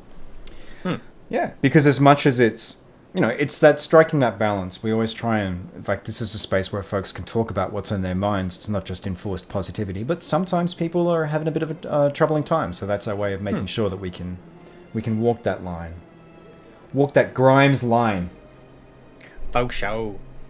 Yes. Yes, indeedy. So, first of all, speaking of walking that fine line, great communities do not happen without great moderation, and we have 2 amazing moderators here. 3, counting yourself, sir, because you were a mod as well. If I knew how to moderate, then I would probably count myself in. I'm just kind of watching what Ash and Carrie do and go, yep, sure. Yep, good.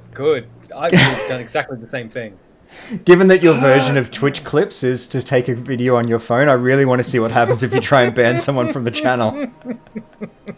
Let's see. If I take a photo of what they said... Oh, I love you, man. I love you. Love you too. Yeah. So that's a giant shout out. A giant shout out after a tangent to Insomniac Red, aka Carrie, and Ace-Jack, aka Ash. The work that you do here is amazing, and it keeps us in this wonderful positive space where most of the time we can just goof off, and that's what's happening today. Goof off, be irreverent, be threatened with being put in the bun, without having to worry about policing those moments of tension. And I feel like the broader our community gets, the more folks get it, and the more self-reinforcing it becomes as well, which is just an absolute frickin' delight. And it's been wonderful seeing how you communicate about your own community over on your own streams, definitely Regan as well. Like, that's been absolutely heartwarming. For sure. About how you also take pains to enforce that kind of space, to have that quality of conversation. Thank you as well to everyone who has taken time out of their Sunday afternoon to hang out here, whatever it is that you're doing, whether you're doing laundry, doing food prep for the week, whether you're just chilling, whether you're just maybe sinking in and out of a nap. Hopefully you're having a cruisy Sunday. Hopefully life is being kind to you. Thank you so much for letting us be a part of it. Quite right. And now we break for 5 to 10 minutes, possibly 8, as we are wanted to do. And then let's go and get the Krogan with the most and get him to join our team. Oh yeah. But before we do that, one last thing, Colin. A giant thank you to you as well for being an incredible part of all of this, because this formula doesn't work without you, man, and it's always delightful to get a chance to spend some time with you. I appreciate the heck out of it, and it makes for just the best time. Thanks, bro. Yeah, high five to you, and likewise, it is a big highlight of my week. Yeah. Hard saying. Cool, bro. All right, we'll be back. Right. We'll be back in 10 at the latest, but yeah, somewhere between 5 and 10. See you soon.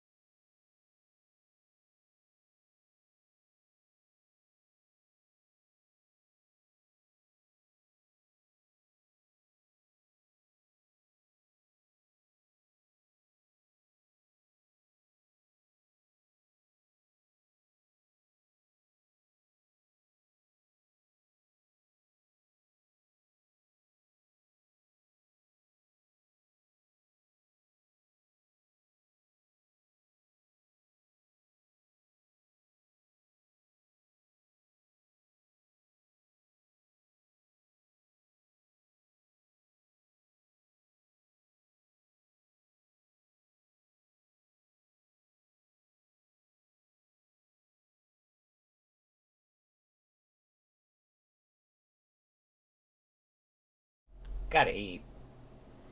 We're back. Where are we, Cole? On the Citadel. And yeah. Is there a word that could describe where the Citadel is? Where, it's in space.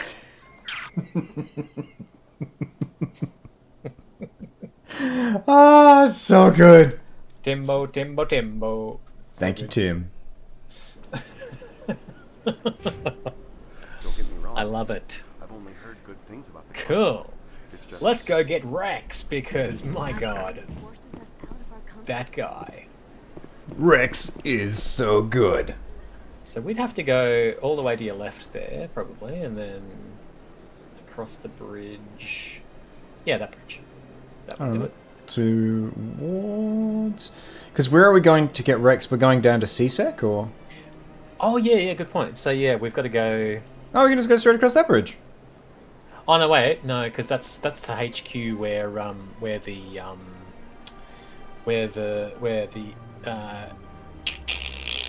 Palin is, and we don't want to go to Palin. We definitely want to go downstairs.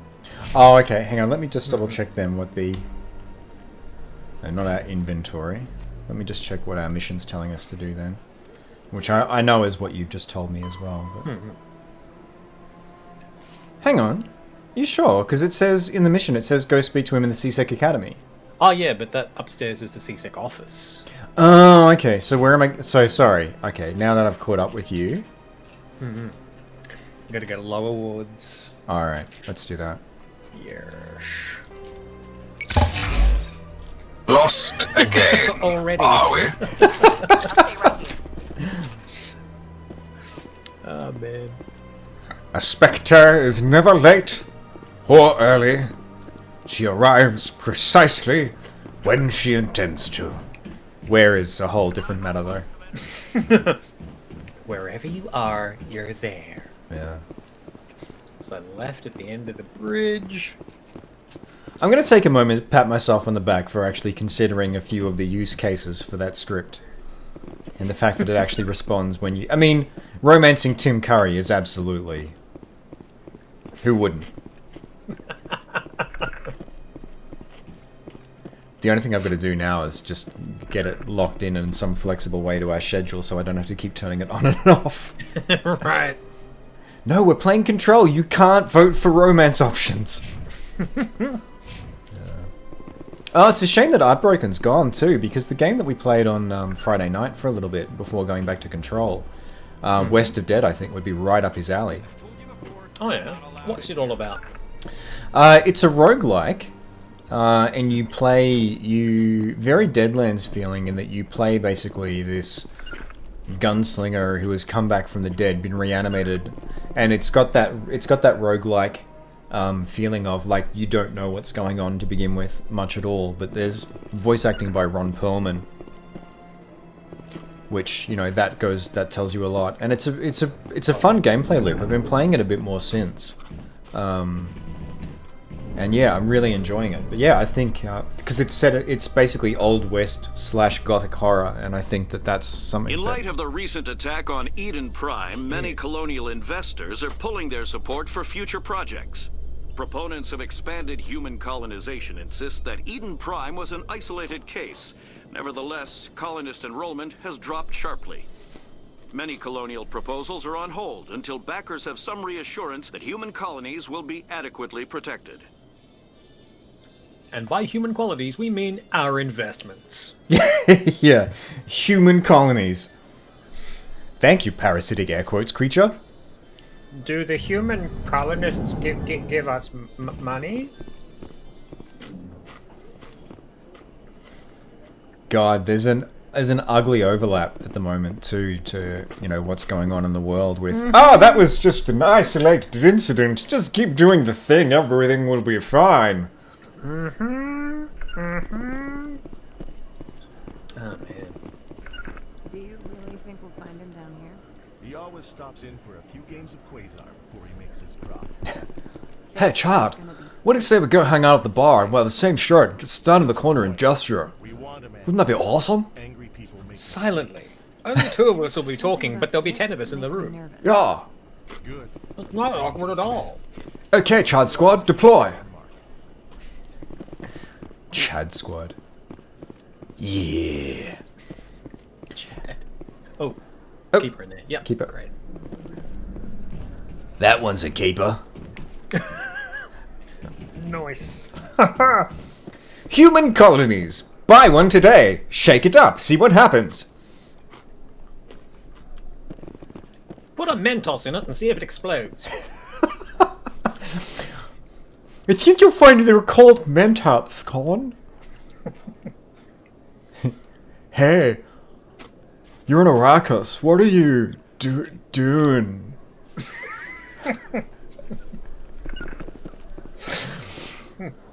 Sandy. Oh, best Grease remake. Tell me more. Did they put up a fight? Oh man. I had a friend like a week or 2 ago who's a teacher. Uh-huh.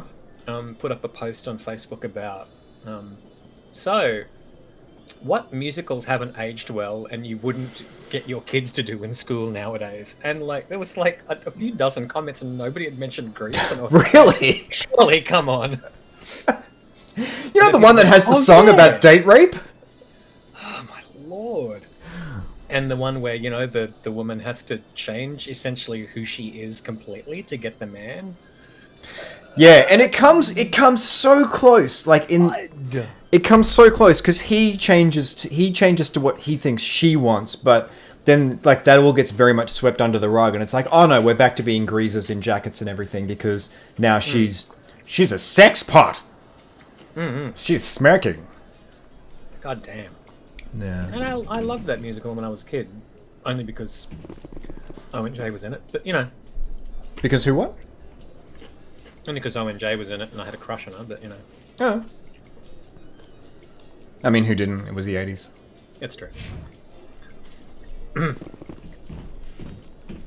Yeah, you're going the right way. Olivia Newton-John paved the way for Kylie, who was, good lord. A Solarian excavation team lord. has run into an unexpected problem after unearthing a Prothean dig site. Hanar protesters have blocked. Yeah, not to pit one woman against another, but definitely Kylie took that baton and ran with it, like the Madonna thing, Excavation team has appealed to the Olivia Hanar Newton-John representatives thing. on the Citadel to reach a As diplomatic much as solution. Vicar of Diddley was problematic, geez, I loved the episode where Kylie turned up in it. Oh, really? So good. Oh, wow. Yes. Such a trooper. Now, what we've got to do here is out the door to the front. Mamma Mia hasn't aged well, but it wasn't going to be Is that its plot, or is that just the fact that it's just a bit shit? Because what is the premise of that? They're called jukebox musicals, aren't they? When they just do like a bunch of songs from a band. Yeah, indeed. Yeah. Not that one. All right. On your left. I just want to open the door. I can have. I'm not the boss of I me. think we really wanted to go down that way to get Tali, and Tali didn't appear until we'd quested a little bit.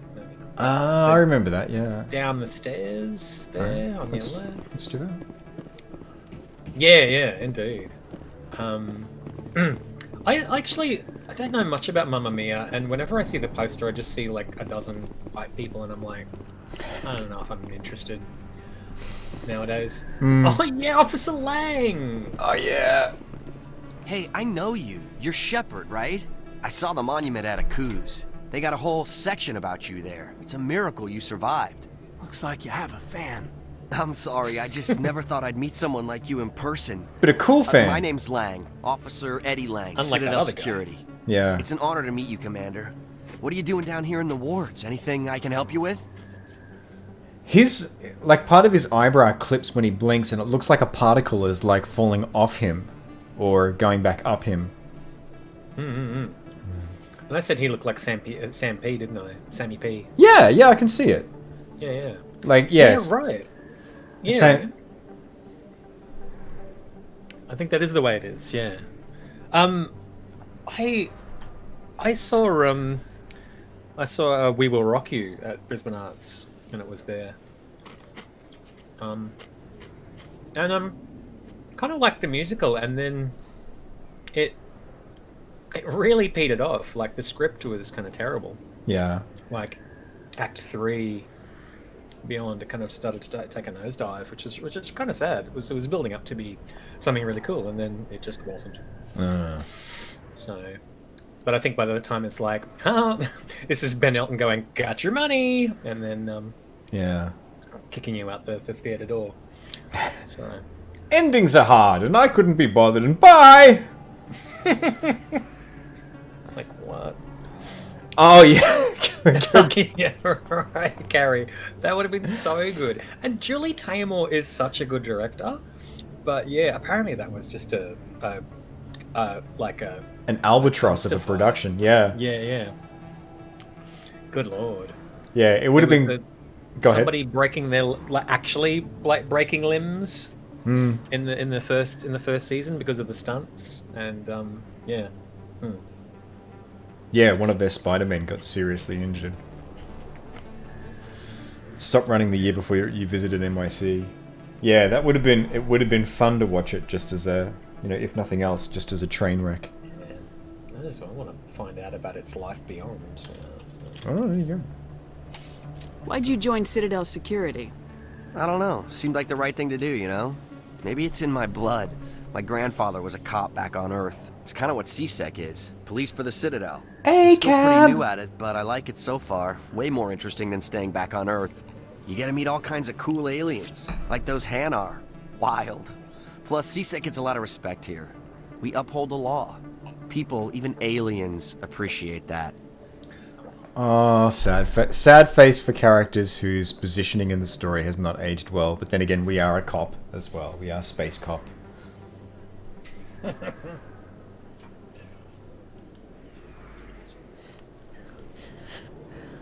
What? Hello. Nice 50,000 year cycle you've all got going on here. Be an awful shame if someone were to, end it by making a final decision. Yeah. How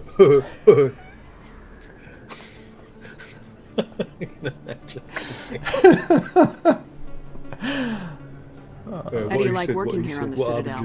This place is amazing. I've been here almost a year, and I still haven't seen a tenth of it. The Presidium's just so beautiful. Good place to go and relax. But I really like it here down in the wards. There's always something going on somewhere. Like that new club they just opened a few months ago, Flux. Wicked scene in there, Commander. You should check it out when you have some time. Flux isn't the one that Aria Talok takes over, is it? I don't think so. Wasn't that? I thought that was on its own little. Oh, it might be. In number 3, anyway. Yeah. Why do I remember that as being isolated from the Citadel? Oh, you're probably thinking of good old. No. No, nothing. No. Oh, we tried. Flux is only another one. Gotcha. Yeah. Hang on. Are we talking about the club that has? God, my brain's terrible for names today. Trinity, as the voice actor of the person who runs it. Oh well, Aria Talok is voiced by Carrie-Anne Moss. Yeah, there you go. Thank you, Carrie-Anne Moss. Yeah, but Aria's club is on Omega. That's it. Yeah. Omega, yeah, which is like a space station. Yeah, indeed. Made from an asteroid. Colony. Yeah. So she's there, and then in number 3, Welcome, Kate. Ends up Purgatory. Got it. That's it. Welcome to the stream, Kate. Lovely to have you here. Kate? How you doing?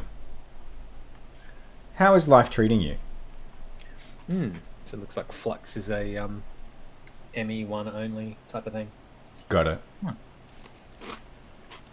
Just making a note of something from something that Ash mentioned earlier for music to follow up on. Let's get that music back. Yeah, just look that up too, Carrie. Like apparently Spider-Man ran for 3 years. Really? Even though it was a complete disaster. Yeah. Oh wow. 3 years. It's just strange to realize how long Broadway will hold on to a thing even if it's not working. Ah, you managed to get your picnic done before the rain started. That's awesome. By the way, happy birthday for yesterday as well, Kate. What? How you feeling? Post birthday? Nice. Bleminic. Right. Bloody rain. Yeah, about that. Sunk cost fallacy.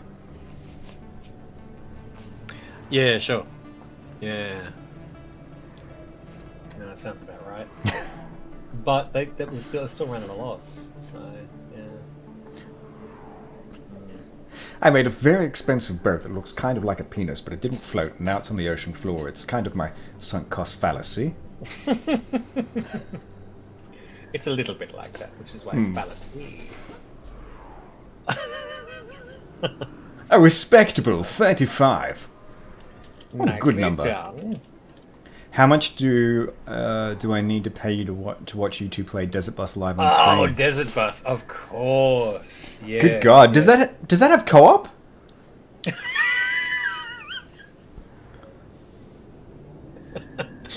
It's got driver's seat and backseat driver. Yeah. Yeah, I haven't done a charity stream in a while, and I guess at the moment trying to sort of hold off on those sort of things because it feels like there's a very... And Kev can drive and Cole's a passenger. That feels like it's more pain for Cole. Cole can help navigate. Yeah, I mean we could look at doing, because I think one of the things that is really challenging with charity streams is the length of time with them. Like it becomes that's part of the draw of it. It becomes a literal physical marathon.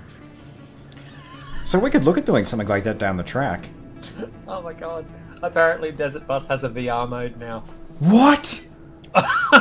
Oh my god, that's amazing. Just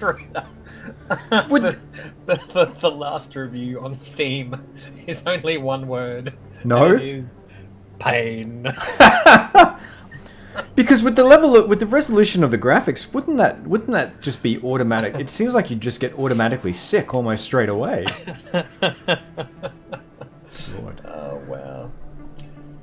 Truly a AAA title. I wish it had steering wheel support though.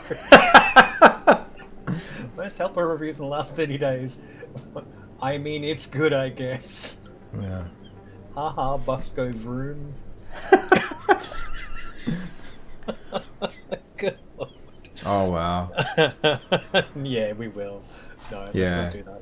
No, not Desert Bus, but we could definitely look at doing a co-op stream down the track. I guess the problem at the moment is it feels like the answer to things is so it's not obvious, but there's doing anything that was an actual charity stream at the moment. You know, there are so many causes that need support, and then it's the automatic place where that money should just be going straight away. You know, whether that's bail bonds or whether that's food banks in marginalized areas. So I guess it feels like there are so many things already going on that doing anything is kind of taking oxygen away from those conversations. But I don't know if that's being lazy and stepping away from it, but it certainly feels like, there was a lot of like charity streams at the inflection point of everything that happened with George Floyd. Like that seemed to be like every second stream was doing that, and that's not to take away from the work that people are doing, because it does raise money for wonderful causes, but I'm also cognizant of the fact as well. And I know that I'm spending way too long talking through an offhand comment, but I'm also cognizant of the fact as well that it's drawing from the goodwill of like a community of people, and there's only so many times you can tap that well, before it becomes unfair. No, right. No, I hear you. Anyway, putting that aside, like a co-op stream, if we can find the right game, might be fun down the track. Portal 2? Oh yeah, there you go. That could be kind of cool. Yeah. No, Regan was talking about doing it, but yeah. Yeah? Should we hear about the Spectres? Why not? Hang on, where are we? Getting a lot done on game today. We've had several conversations. Spectres? Just the stuff they show in the vids. They always make them out to be super agents on secret missions to save the galaxy.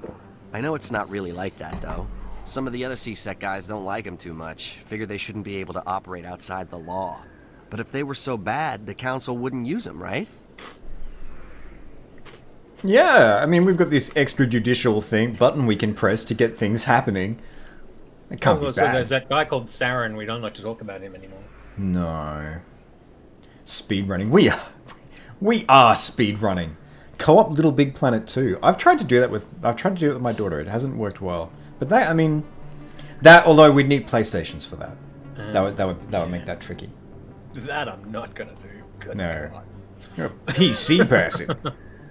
PC police. Cancel culture club. Good lord! Incoming raid. Raising shields. Nice. Computer, set lamp to red. There we go. Hey Jade, how you doing? How are you doing? Firing! Oh no! Shields at Maxi. Shields at someone's mum. Whose mum? Shields at your mum. Target the cruiser. Release strike craft. Defend the capital ships. What's that? Welcome. Hey, Story Girl, thank you so much for the follow. So many shoots. Quebecy Wolf says shooty. We're gonna go and shoot in a little while. We're just we're pacing ourselves. We've had Quebec Wild Wolf. Quebec Wild. Thank you. You would know. Computer, raise shields. Yeah, good lord, I've got to be careful with that. Otherwise, yeah. Like I'm a hop and a skip away from activating because that's what the bounty hunter proof of concept at the moment is all about. Although we don't have shields. There's no shields because you should. Yeah. Well, we were talking about earlier today, space design. By the way, welcome to the stream, everyone who has come along with Jade. We are co-op streaming very slowly.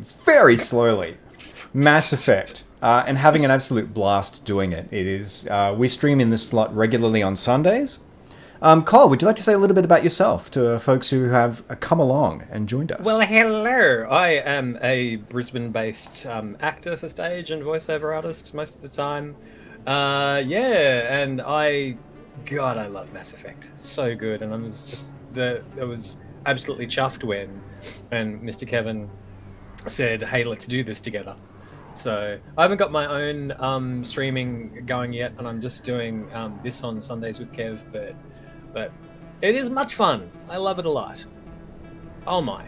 If you do want to be notified when Cole gets around to, if this is going to happen, starting up his own streaming, then drop a follow in his direction in the meantime, because I'm sure that will help nudge him in that direction. Because Colin I am so privileged to have him here. He is an absolute delight, not only a longtime friend, but also an incredibly capable performer, and a wonderful improviser as well. Thank you, good sir. Yeah. Hey T-Fox RPG, thank you so much for the follow. Very much appreciated. I don't know why Codsworth is dropping the ball on our audio notifications there. But yeah, come on. Yeah, what's going on there, Codsworth? I'll hunt that down at some point in time. Actually, let's have a quick. When things happen. Yeah, this is our second playthrough of Mass Effect because I had my PC crash, and I lost a lot of stuff. But you know what I think it was Carrie probably sabotaging it really because. Look how the vote count for our romance poll is going at the moment. If you want to check that out, people, it's. Can you pop romance in chat? Just pop that there, and then that'll give folks a lead on it. Oh my god, it'd help if I was in the right window. Good lord! I mean, he's an incredible entertainer, but the professionalism here is not. It's. I have an IT degree, apparently. Yeah. Look, the number of times I've done that where my Facebook status update has been a search result. I'm like, this isn't Google. Wait. Yeah. Liara leading 12-6. And T-Fox RPG just tried Garrus. It's not going to happen in this game. No. Not yet. Not yet. Is Garrus, he's a romance option in 3 only, I believe. Really? I thought he was in 2 as well. Oh, You're trying to tell me we can't get calibrated in number 2? Sadly no. Oh wow. There you go. We are playing FemShep. Our Shep is on screen right now. That is Gina Shepard, based on the amazing actor and MMA star Gina Carano. And my usual plug, if you are unfamiliar with Gina Carano's work, go and treat yourself to watching Haywire and see her just treat human bodies like Lego for 2 hours. It's incredible. The opening sequence of the film is ouch, and keeps going. Yeah. Kate's throwing in a vote for Caden, but there was a point there where we had 100% lead. We were there. Mm-hmm. Yeah. So what was the deal? Did we have an answer there? Can you? Oh yeah. No. T-Fox is right. Yep. He is an option in 2. So yeah. There you go. Confused. Thanks so much. T-Fox bringing that tea. Thank you for the correction. How is everyone's Saturday treating you? Sunday's question, as always, is what is the thing that you are most looking forward to this week? Is there something that you are anticipating or looking forward to in the week ahead that is bringing you joy? Tell us the things. Yes. She was also in the first Deadpool movie, yes. Yeah, she was the butt, like it was the gags in her direction were the only point where it felt like the humor in that film was going for low-hanging fruit, but her performance and the action sequences with her, if you put that aside, so good. And I've got to see her. I know we mention this every time, and I still haven't seen it yet because I'm doing space research at the moment, but finally they did a gender flip of the whole sort of Taken model of, you have my family, I'm going to find you and I'm going to hurt you a lot. Like a lot. I'm talking to you on the phone and I'm going to fuck you up. Yeah. Yes. I have caller ID. Yeah, she's finally doing a gender flip version of that, like going and tracking down and finding her son, which, it's been so long. So long we've been waiting for a film like that to happen, so A+. Because Long Kiss Goodnight kind of doesn't count, does it? It's a different... Long Kiss Goodnight is kind of, I would put that as like a that's a female analog to like the Bourne films. Oh sure, yeah, okay. Yeah, because amnesiac assassin, the whole joke with Jason Bourne of like, yeah, sir, you just you were trying to fill out your DMV form and you just killed someone with a pen. I think you might have some unresolved issues there, sir. And there's that great thing in Long Kiss Goodnight, without spoiling anything, of chefs do that. But different film. So that was absolutely an underrated. Like, I still think Long Kiss Goodnight is the best Christmas film. Like, Die Hard is the obvious choice for everyone, but Long Kiss Goodnight is incredible, and yeah, for sure. What an amazing lead. Gina Davis is just the best. Yeah, but like finally we get an analog to the whole you have abducted my family member. Now I'm going to bring the pain. T-Fox says, "My name is Inigo Montoya. You took my son. Prepare to die." Oh God, that's so close to the vein of like when you listen to interviews with the actor about what was going on in his head about like everything with his father. So close to that. Oh really? Have you never heard that? No. Oh, now I'm gonna have to watch. Oh my God. I can talk you through a little bit of it if you want, or do you want to come at it cold? Oh no, I'll look at it. Yeah. All right, I'll leave you to it. Yeah, if you find a video interview, pop it in chat because it's fucking heartbreaking and it adds a whole nother layer to what is happening in that scene in Princess Bride. Yeah, thank you for joining us, folks. This is the same screen that we've had up for the last 10 minutes on Mass Effect. This is the usual speed that we go through this game with. Only for your enjoyment will we play at a snail's pace. Yes! Oh my god! But we got sidetracked by a lot of things. But we were talking to Officer Langer, who's a moderate kind of fanboy, and then we were going to go and pick up Wrex, weren't we? Yes, let's do that. Why not? Harken. I might put that thing. I might have a look at that interview and pop it into Discord. Oh yeah. A bit later on. So gotcha. Yeah, there's some interviews around the place. Yeah, apologies to those of you who followed. I don't know why Streamlabs chatbot always seems a bit flaky with losing its ability to respond to events. But yeah, for those of you who followed, there should have been a Discord link that came into chat. I'll pop one in now. I know folks tend to have a billion-ty. Actually, no, I won't because I can't go into Discord without breaking the video setup. Yeah. For some reason, Streamlabs chatbot today isn't on point. Normally, Codsworth is pretty good about responding to notifications there. But yeah, pop it in Discord for later. Here we go. Storygirl says in answer to your prior question about things you're looking forward to, getting your drains unblocked. I hear you there. Yeah. It makes such a huge difference. Oh, you can't have a shower at the moment because of that. Yeah. Lord. I feel you. We've got we've got this environmentally friendly shower unblocker thing, and I've got to give it a few more tries, but it doesn't really do the job.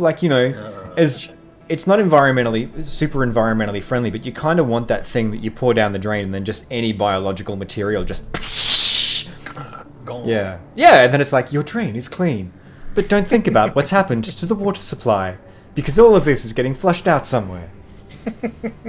Yeah. Oh, lordy. Jade says, people heard me screaming like a death metal singer in some bent of frustration for getting shot 6 ways from Sunday. For getting shot. Really? Can we get a shout out for Gaslamp Witch? A bang SO call if I can enlist you. I think we had one before, but I will just do it again. Did we? Gotcha. We had the general one, but let's get a specific for Gaslamp Witch. Bang SO, I've abbreviated it now so that it's easier. Because I keep changing things, because that makes life easier, right? Bang. No, wait. Quebecois Wolf was providing historical context and chops. Oh, nice! No.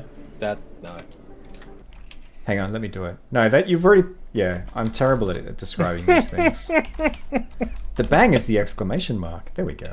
What are you... Oh, right. Bang SO. Bang is not a command. Right, okay, fair enough. No, let's... I mean, we've got romance as a command, or as a poll, but yeah, there's no... My degree. Being put to good use. No, that's me being obtuse with explaining things. There is nothing I can't complicate. Bang we are. All in good time, Carrie. All in good time. Yeah. Oh, sweet. So historical context for Hunt Showdown. That would have been awesome. Maybe if I do this one. I have to go. Right. Is that You're a probably command? real busy. No. See you around. This command eats children.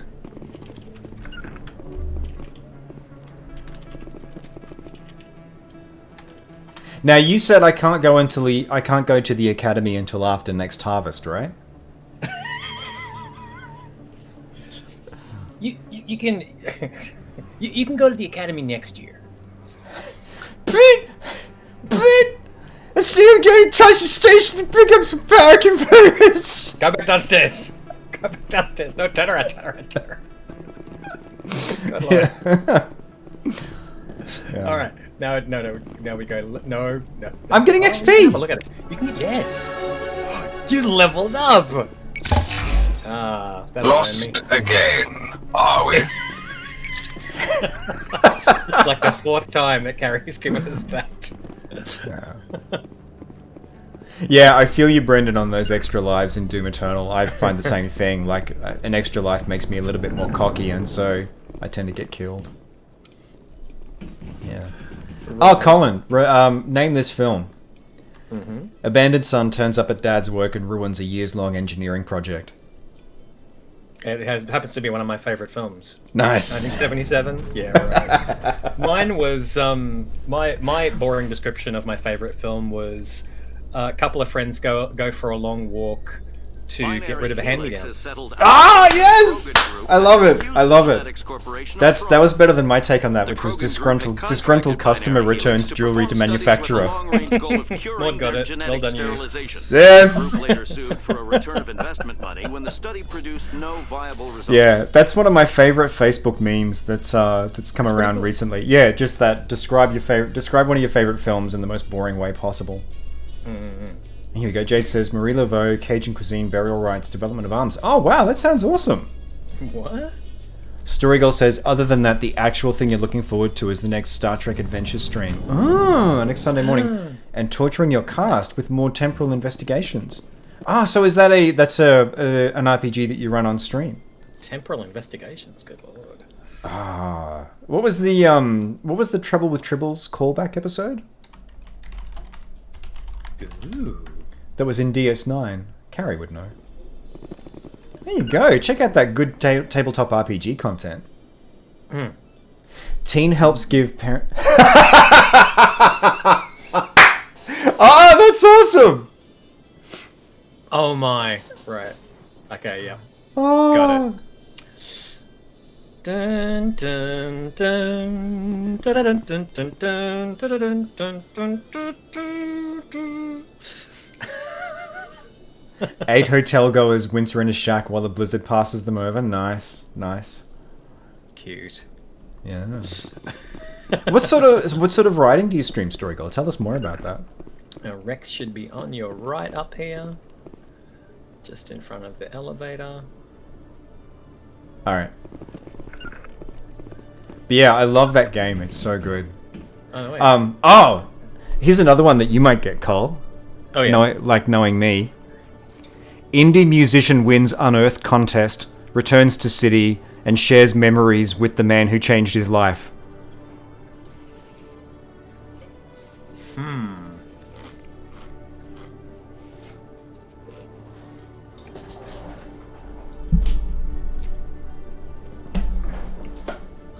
Oh my.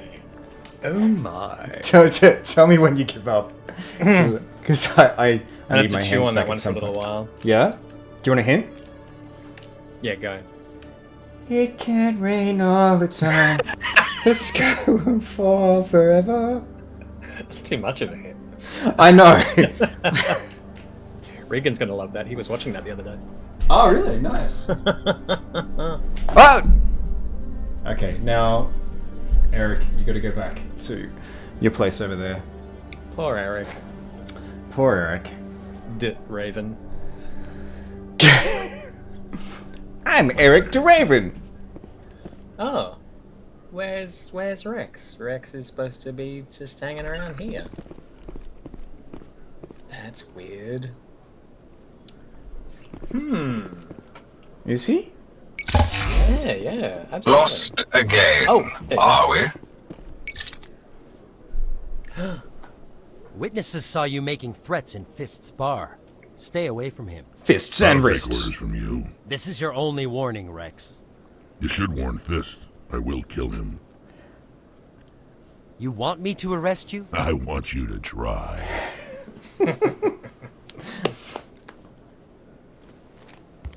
Go on. Get out of here. Yes, human. Ah, so good. Wrex is one of my favorite characters. See, we didn't do this last time. Now Wrex can come and help us fuck up Fist. Yeah. This is awesome. Temporal investigations. Do you clock up a lot of time in those? Yeah, imagine your time cheating would be terrible. T-Fox would RP. get very confused. Like, no, this date is before the start date. What's going on there? Well, there's a funny explanation for that. Computer, set lamp to blue. What's your favorite TV show? TRPG. T-Fox RPG even. Oh, I got to meet Christopher Lloyd at a convention. Christopher Lloyd, it's wonderful to hear that he came across as a good guy, because he's one of those people that I really want to, I would be sad if he turned out to be an asshole. Yeah, I loved him in. It's a deep cut for folks, but if you're a fan of Fariza Balk at all, Things to Do in Denver When You're Dead, this weird 90s indie film that kind of went under the radar, but has this incredible cast. Like William Treat, Anthony Garcia, Christopher Walken, Fariza Balk, Christopher Lloyd, and I know there's a couple I'm forgetting as well, but it's just this wonderful heist flick. Mm-hmm. Yeah. Nice. All right. Alice in Wonderland TV movie. Oh, I did not know. I'm not aware of this. And obviously not the Tim Burton one. Yeah.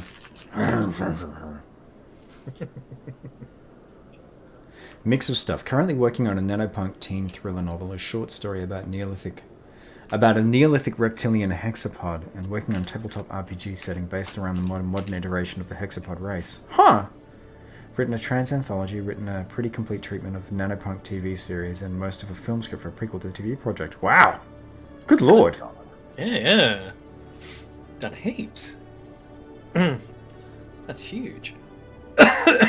Currently running on his Kipo. Oh, Kipo the animated series? If that's what I'm thinking of, that show is that is awesome. One that is over his leverage. There you go. Gotcha. Okay. You are not kidding. No. I'm trying to bring down Saren. Barla Vaughn said to talk to you. Barla Vaughn is a wise man. We may share a common goal, human. Ah, his voice is just so good. Just want him just to say stuff. Just read from read from the telephone directory. The one that you use your headset for. Remember to melt butter onto toast. Yes. Sounds like he probably could. I thought for a minute there you were saying melt butter and make it turn into toast, but then I caught up. And it's funny you should mention Regan. It's funny you should mention John Goodman in that last post, because damn, Wrex sounds like John Goodman. Oh yeah, I could hear that.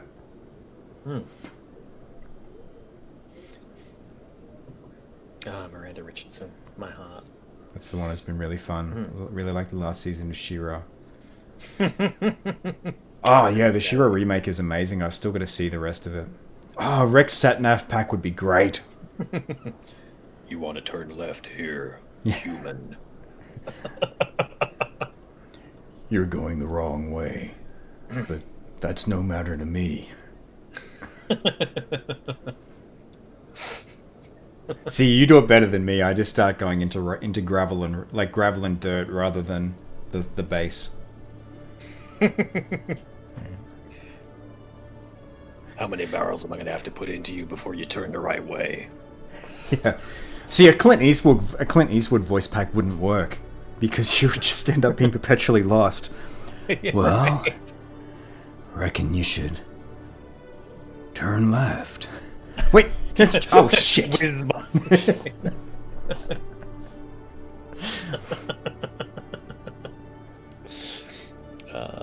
Distilled movie descriptions. A bunch of public servants take a young friend to visit old rivals. A bunch of public servants take a young friend. Huh. Red?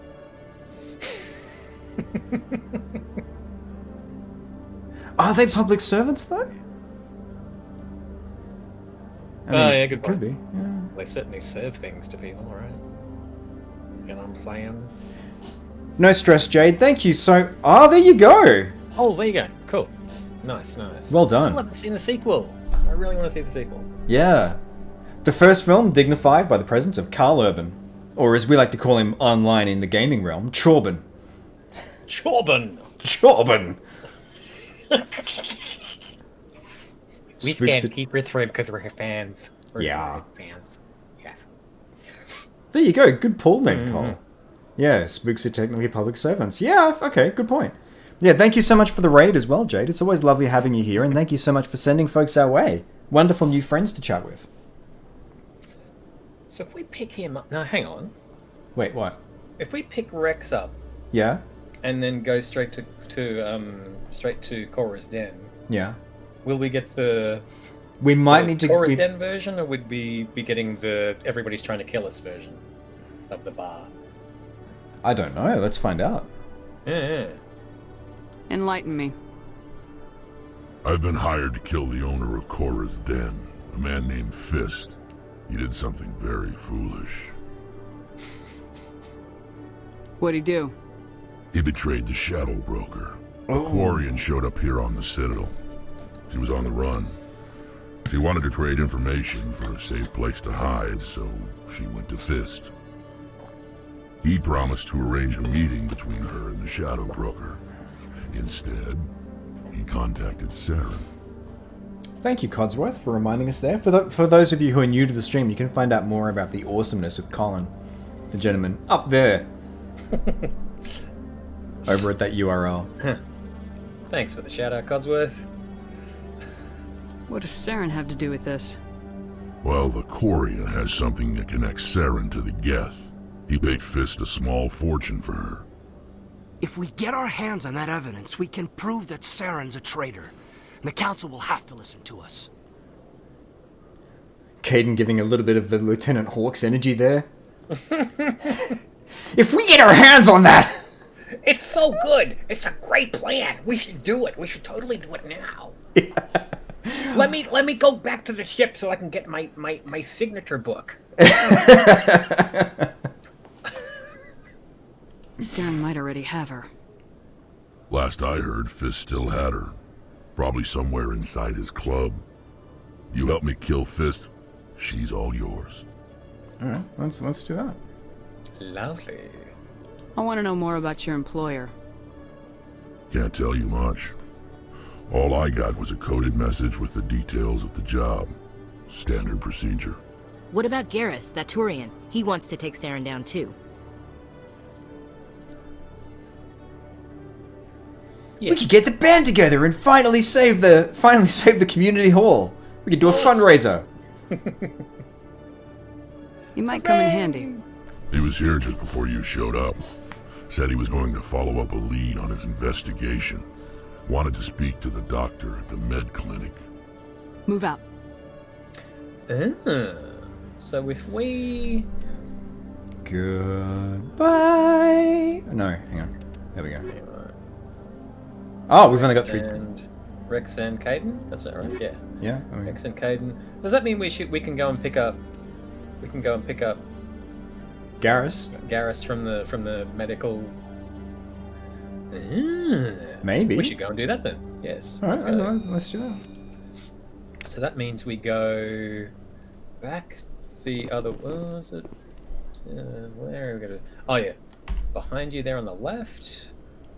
So not into the offices. We want to go back to essentially the bottom of that map. The bottom, like down here? Yeah, back that way. Yep. And then that'll take us back to the concourse in the wards, and we can go to the medical office. Alright, cool. Yes. It's not even the cockiness of having an extra life. You die a lot. I die a lot playing Doom Eternal as well. It feels like it's a big part of the experience. Yeah. Oh! Definitely Regan, thank you for the question. Aside from doing awesome voice acting work, thank you so much. Stage I love. Sorry, you're about to say something there, Cole. Well, all 3 of us are Brisbane Arts veterans. Yeah. So we're going back to the wards? Yeah, that's the one. Alright, let's do that. Yeah, I love stage work, but to be honest, I can't prioritize the time for doing production, even though I love that sense of community. There's nothing like doing that deep work with a group of people over a period of time on something, and I miss that. The closest I've gotten to that since is doing regular acting class at Melbourne Actors Lab, but even that, I don't have the time for being able to do, or I can't prioritize the time for anything other than doing regular coaching work, acting and voice with an amazing local trainer. Film stuff I'm very much interested in. Like I've been dipping a toe into on camera stuff.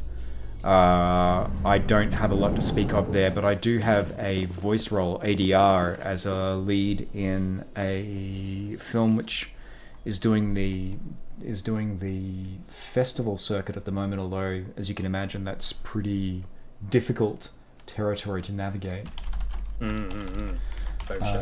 Yeah, everything's kind of on hold there. I'll just find the trailer for it, but that was a lot of fun. That was a few years of work doing the role for that. So yeah, I've done film, and I'd love to do more.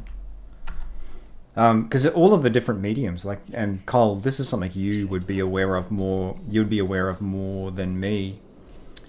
But all of those mediums have different strengths to them and different things you can enjoy with them. Oh god, yeah, for sure. I shoot during the week. Yeah, I was thinking, was so glad to not have to hit the back row of the audience, and I just had to hit the person sitting across from me with the voice. Yeah, yeah. So you get that, intimacy there, but you also lose the ability for the audience to take what they want out of it as far as perspectives go. But yeah, different skills, obviously. Now U-turn to your right. There we go. And it's the medical, but oh no, wait, sorry, is that right? Ooh, better check the map. Sorry. All right. Hoping that the med clinic. Oh no, I'm right. No, I am right. We just got to go around the corner. All right. Keep following this around. So the babysitter film, is that an 80s film? I'm curious. I wondered whether or not it was. I wonder whether or not it was Terminator 2. Actually, Maud. Yeah, that's not a bad one. Because there's a bunch of 80s films that actually have like their, a lot of stuff in the 80s didn't age well, and they're like, we're going on an adventure with the babysitter, and there's like sometimes there's a borderline tension between some younger characters and the babysitter, and no, let's not do that. Oh, but it's kind of fun anyway, Maud, because like the vaguer you make the description, yeah, the more it could work for a whole lot of films. Your door on your left. Yeah, got it. Yeah, and there we go. The one saying med clinic. Oh, and there's a keeper around the corner as well. Oh, let's do that. He's a keeper. Nice. Yeah. Oh right. Oh yeah. Okay. Yeah, I know what it is. Anybody else? Oh, there you go. Oh, that reminds me of the girl. Jennifer Connelly.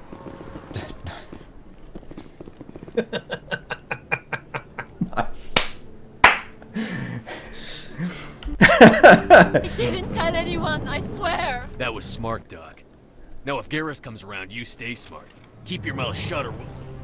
Who are you? Let her go. Ah! Oh, yes. Yes, please. Enemy sighted. Alrighty-o. We're doing some shooting, people! Shooting!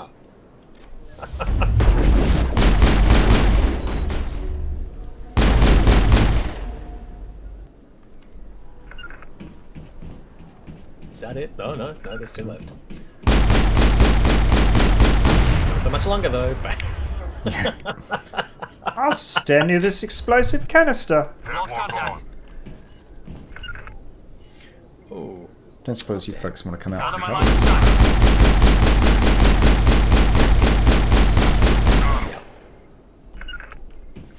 And one more. Oh, this is the same thing happened last time. We had to go like right up to him to shoot him. Yeah. Oh, that's right. Yeah, the AI is seems a little bugged out. Yeah. I'm just gonna stay here. Good work. That's okay. I've now jacked cover over so that I can.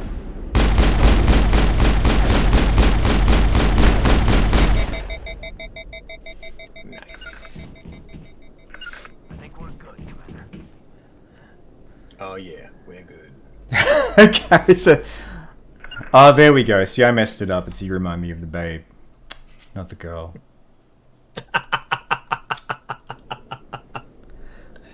Exactly. Something to do with a talking pig. Gary says, "Holy shit! Kevin's playing the game!" We're going to take a break. 15 minutes to go. Yeah, we're going to take a break now. Holding position. That was way too hard. Yeah. So, but you know, by the time we end this, we'll have recruited 2 members of. Oh no, you've got to talk to either Garrus or the good doctor. Right, I think we can only talk to Garrus. Yeah, I see. While he monologues out a window. Perfect timing, Shepard. Gave me a clear shot at that bastard. What were you thinking? You could have hit the hostage. There wasn't time to think. I just reacted. I didn't mean to. Dr. Michelle, I'm hurt. No, I'm okay. Thanks to you. All of you. Possibly the wrong time to ask that question. Oh yeah. Oh, are you hurt? Oh, I did watch a video.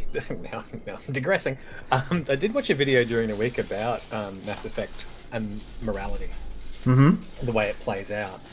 Yeah, and they did talk about Garrus kind of being a bit of a renegade reflection of the way that Shepard could be. So, and that, you know, that first action obviously kind of puts him way into renegade, that he would just risk Dr. Michelle's life like that. But yeah, throughout the series, we're probably going to talk him back down to Paragon in this kind of way. It's really interesting having played this from a renegade perspective then. Because I found Garrus was a center point. So it feels like it's almost like the ABC. Like if you're Paragon, you think that Garrus is too renegade. If you're renegade, you think that he's very Paragon.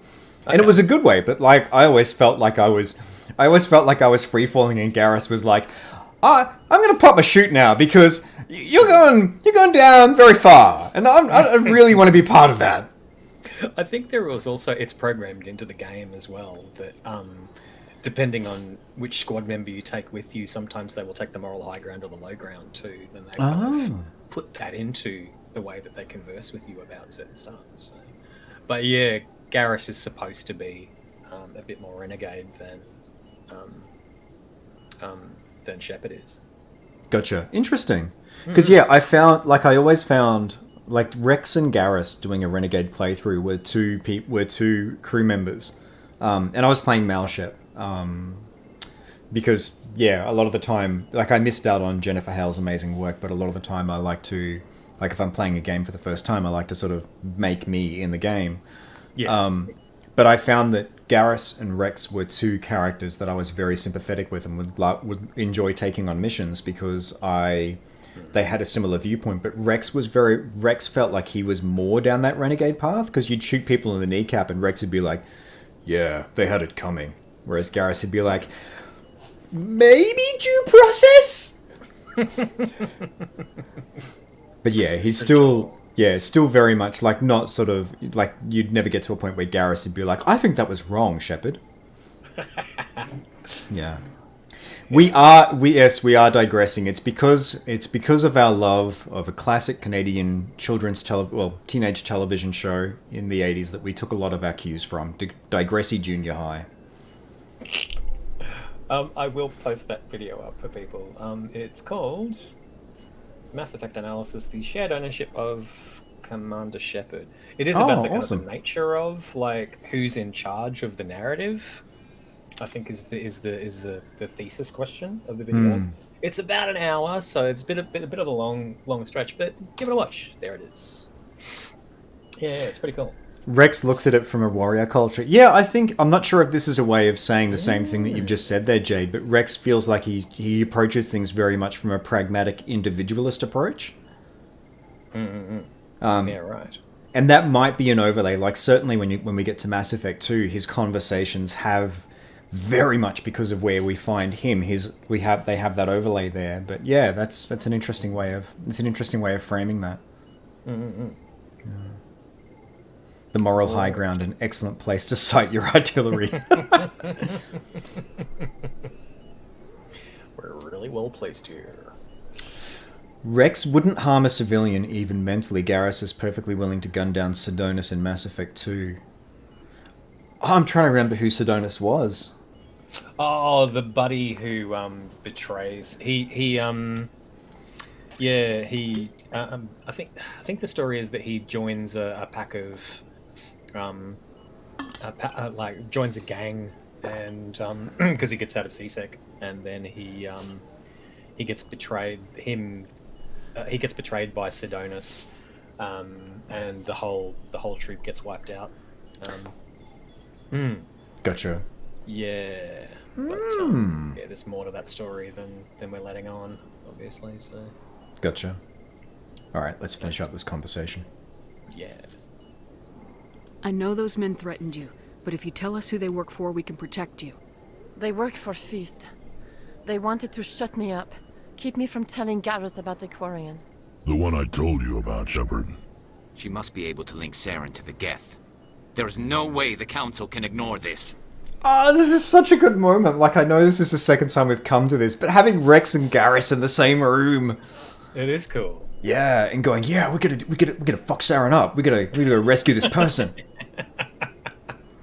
Love it. Time we paid Fist a visit. Yeah. This is your show, Shepard. But I want to bring Saren down as much as you do. I'm coming with you. Query. Why do you hate Saren? You're a Turian. Why do you want to bring him down? I couldn't find the proof I needed in my investigation, but I knew what was really going on. Saren is a traitor to the Council and a disgrace to my people. God damn. Alright. Brandon Keener's voice work, just so cool. I have something in this room that is chiming constantly, and I cannot figure out for the life of me what is triggering it. Something ringing a bell. Yeah, it's driving me slowly. I giggle immaturely. Yeah, I know. Like, I like to think, I hear you. I like to think that Fist has like a standard thread of, yeah, well, they want to take me on. It's about time that they're gonna get fisted. Always. Perfect. Yeah. In order to defeat Fist, first you must take down his 4 lieutenants. Gads. Yeah. Oh, there we go. We've lost. And then... lost. Go ahead. No. Did you reckon we could even take him on before the end of the session? Let's do it. I'll just get a light source going back to my light now that the battery has gone out, so that you all can.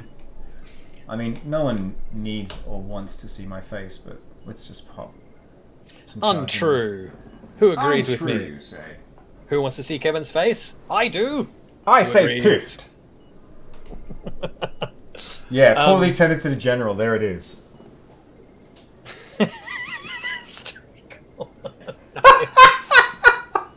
Oh, good lord! I love it.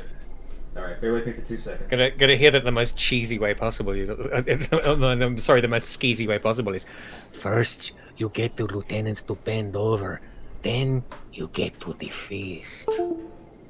See. Ew. I'd recognize that anywhere. That's Fist's handiwork.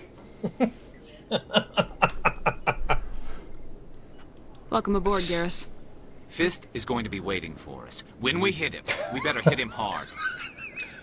Better hit the fist. Fist? No, wait. So we're gonna take Wrex and Garrus on this one? Well, we can take Spracist. Nah. No, you want Wrex and Garrus. I reckon because they sound like they've got the most investment in this? Yeah. Yeah, I feel that. They want to take him down the most, yeah. Sweet. Did I miss anything there? Oh yeah, so Sidonus, former CSEC officer who joins a gang and betrays his former colleagues. But we want to talk to Dr. Michelle before we leave, so we can get a little bit more in the way of XP? XP and I think some extra bed packs. Oh. I never properly thanked you for Oh saving yeah, me yeah, from that's Stars, right. Commander. I don't know what would have happened if you hadn't been there. Well... I need supplies. Let me take a look at what you have for sale. Of course. Oh. Oh, I thought she just gave it to you. Oh, well. No. Dang. No, it's X. X gives it to you. X is going to give it to us. He's going to give it to you, Yeah. Yeah. Not yet, though. Fist Sandy. Fist Sandy. Nice. Master Creek tradesman. Yeah, right. Ah, you just got the cheat for picking up 20 extra lives. Nice. Yeah. Oh, here we go. We can get some regen going. That feels like it's money well spent. Yeah. First aid interface. Do it. Bye. Can probably get a better one, actually. Isn't No, number 3 is too expensive. Oh, right. Sorry, no. I was, yeah.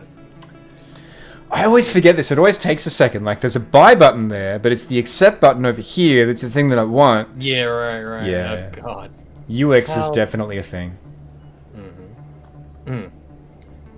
Right. Accept, and then let's do the upgrade. Oh, no, we got to talk to her more about things, because stuff. Yeah. Yes, Commander. Is there something I can do for you? You're a doctor.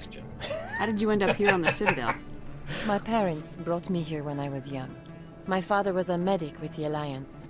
I chose to keep the medical tradition alive, but not the military. Fixing up wounded soldiers isn't my idea of fun. Alright, there we go. That's it. I'll be going now. Alright. Goodbye, Commander. Nice talking to you.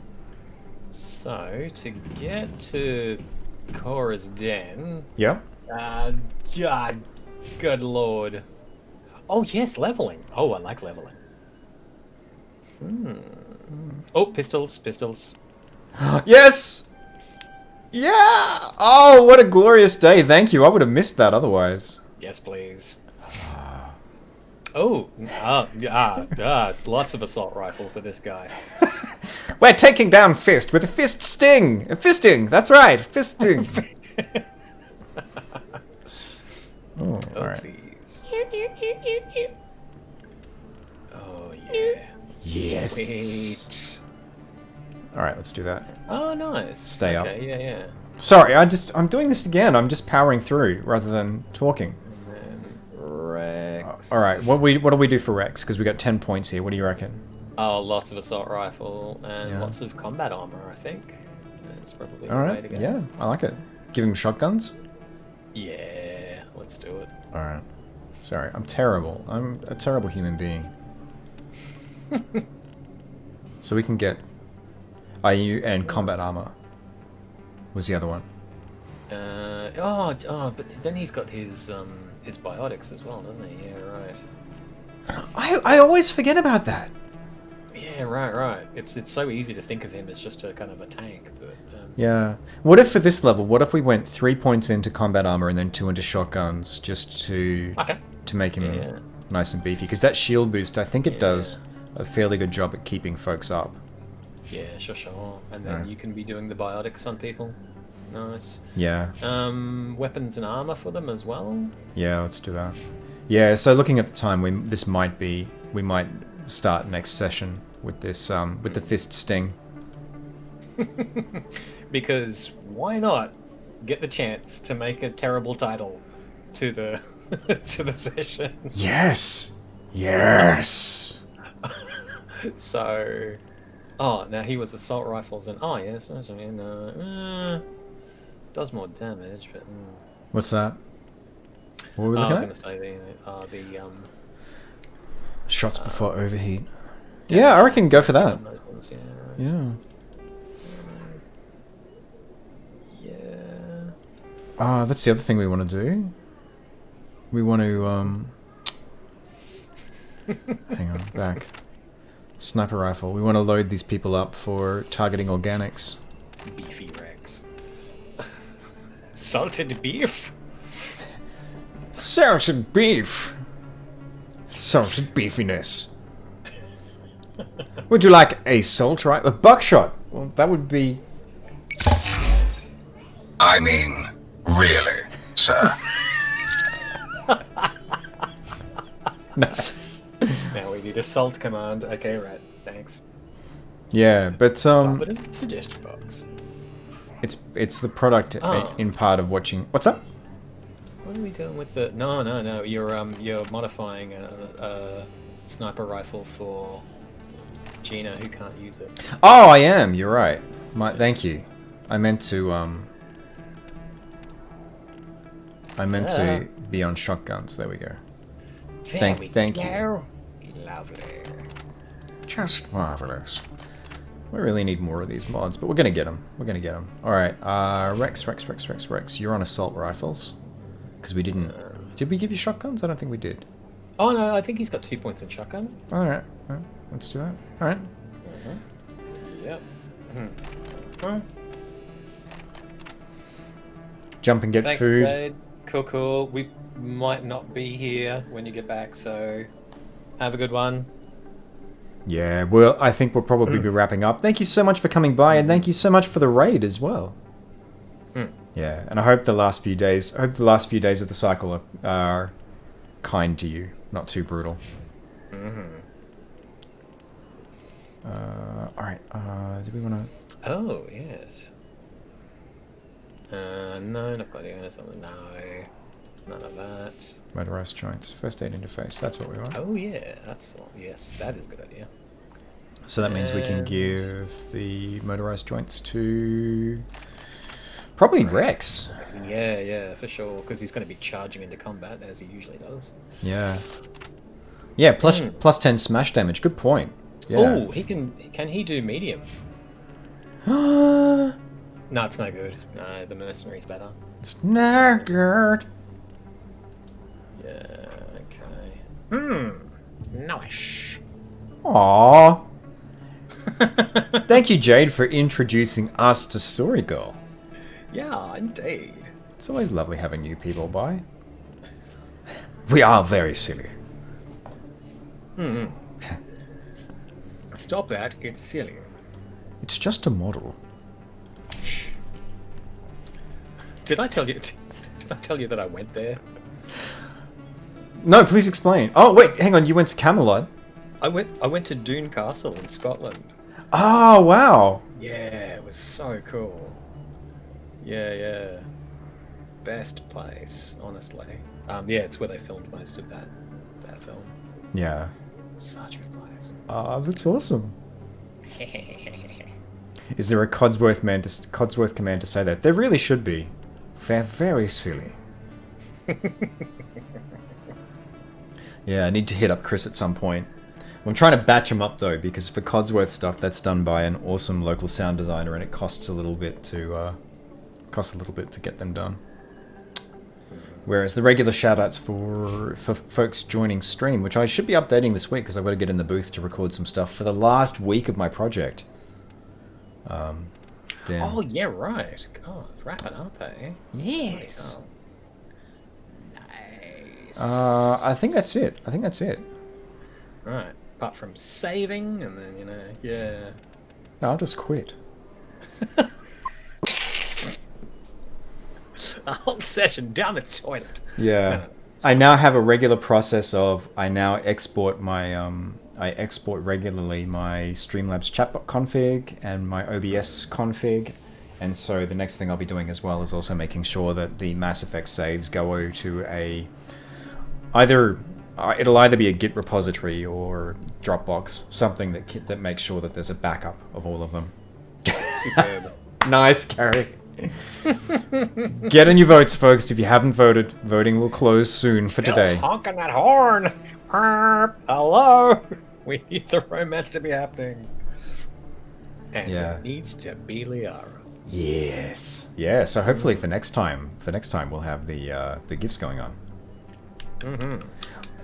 All right. This is probably a really good point to wrap up for episode 3 this week around, and next week we will be back, I believe, at the same time. Yeah, there's a good chance that it's going to be bang on too, but we'll let you know if it's not. Gotcha. Could be possibly up to an hour late, but we'll find out. I don't think it will, frankly, but yeah, we'll see what happens. Yeah, we'll see how we go. Bear with me for a quick sec. I'll just drop a link to the Discord. I'll drop a link to the Discord. There's 2 ways I can do this. Hopefully I can get this happening. Yep, we didn't get a whole lot done today, but we hung out with you fine people, and that's amazing. It was so much fun. Hey, had all your having fun. these wonderful conversations. Yeah. Having some fun. Making Alright. fun of our own accents and that sort of thing, obviously. Yes, making fun of us more than anyone or anything else. Alright. There will be a link. I'm doing this. This is now the most circuitous way possible, but I just don't want to break video while I'm doing it. No, I don't want to go live on my iPad. No! Just no! Oh, fuck's sake. It can be really obtuse sometimes. Aren't they great, Story Girl? Yes. Alright. I broke Kev before with a routine about fridging. Yes. You'll have to see the playback for it because I'm not going to do it again. Yes, we'll have to. Yeah, I should have. If I'd been on the ball, I would have clipped it. But Is it that time of year already, Kate? Good lord. What? I think QSE has their AGM tonight. Do you still get pizza? Or is it all online? Do you have virtual pizza instead? Yeah, how does it work? Alright, here we go. That took forever to get across, but... Yes, I want to send a link. For fuck's sake. What is going on, Kev?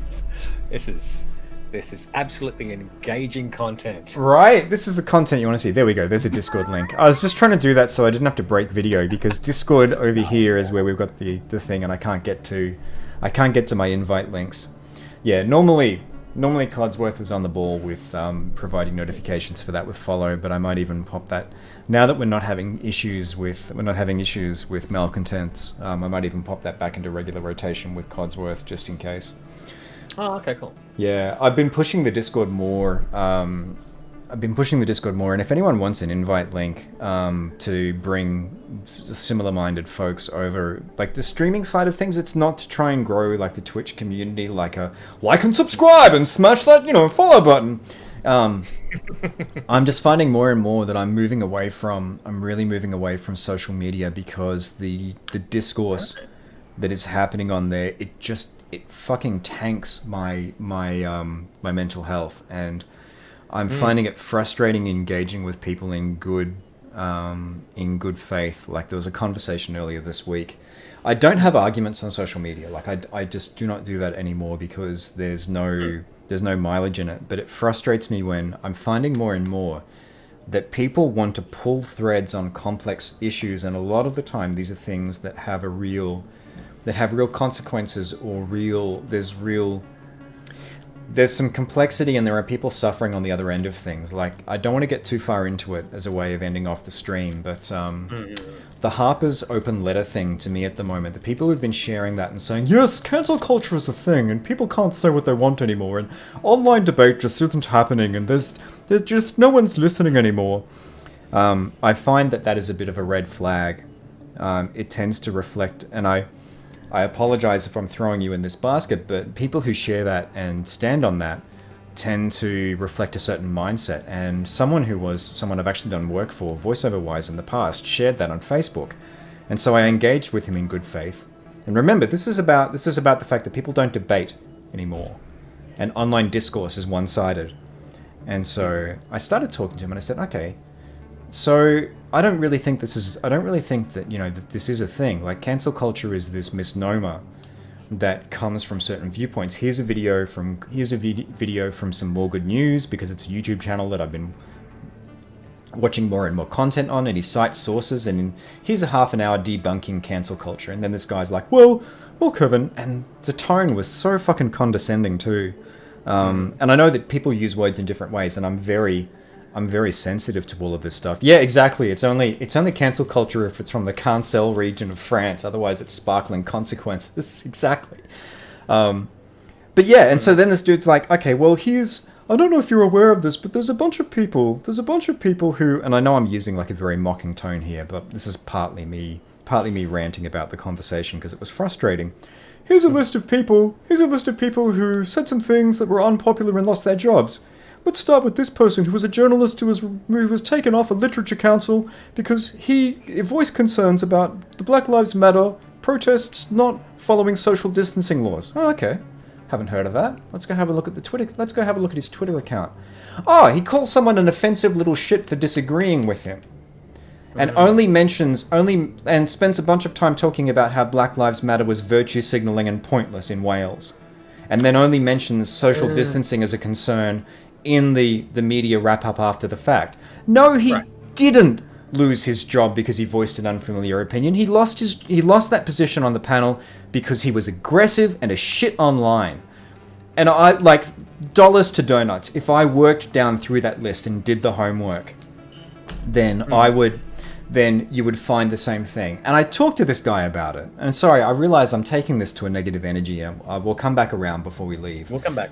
But it was so frustrating that going through this conversation with this guy, eventually, like, not only did he disagree on the fact that this person who he put forward as an example of how online debate isn't happening anymore, not only was this person not listening to opposing viewpoints, but just shutting them down and being aggressive, but then talking to this guy, eventually he's like, well, let's just agree to disagree and, have a great weekend. Basically shutting the door and going, well, fuck off. And it's like, you can't have that both ways. Don't tell me that, that this is a thing, and then gish gallop through all of these shitty examples that under examination don't hold up, and then just shut the door on the debate. You can't have both of those. Yeah, for sure. Yeah.